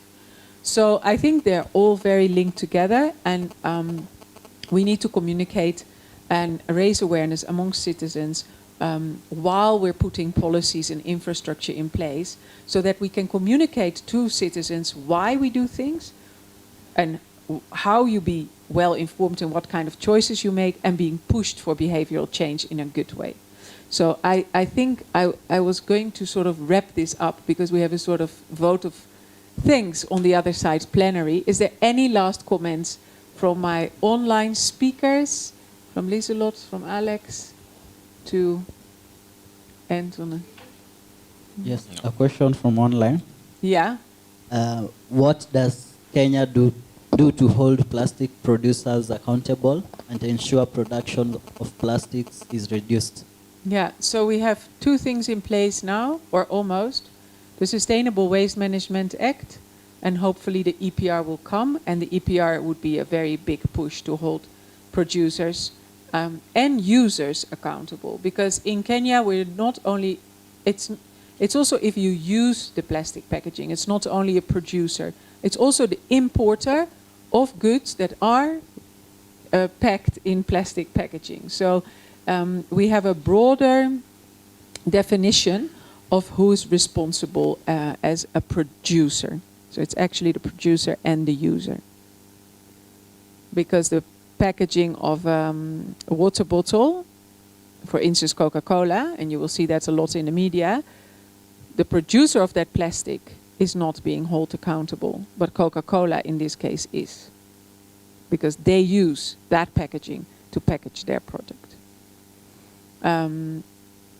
Yeah, that's it, I think.